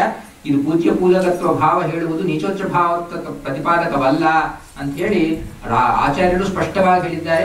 ರಾಯರು ಕೂಡ ಅದನ್ನು ಮತ್ತು ವಿಸ್ತಾರ ಮಾಡಿ ಹೇಳ್ತಾರೆ. ಸೊ ಇದನ್ನು ಯಾವಾಗ ನಾವು ಮತ್ತೆ ಇಟ್ಕೋಬೇಕಾಗಿದ್ದ ವಿಷಯ ಅಂತ ನಾವು ನೋಡಬೇಕು. ಅದೇ ಆ ವಿಧವಾಗಿ ಬರುವಂತ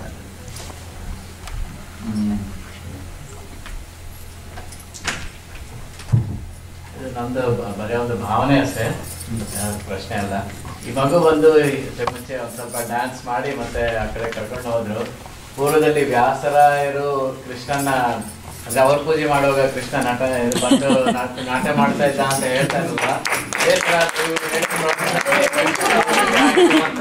ಭಾವನೆ ಬಂದಷ್ಟೇ ಅದು ಶೇರ್ ಮಾಡೋಣ ಅಂತ. ಹೇಳಿ ನೀವು ಕೇಳಿರ್ಬೇಕು.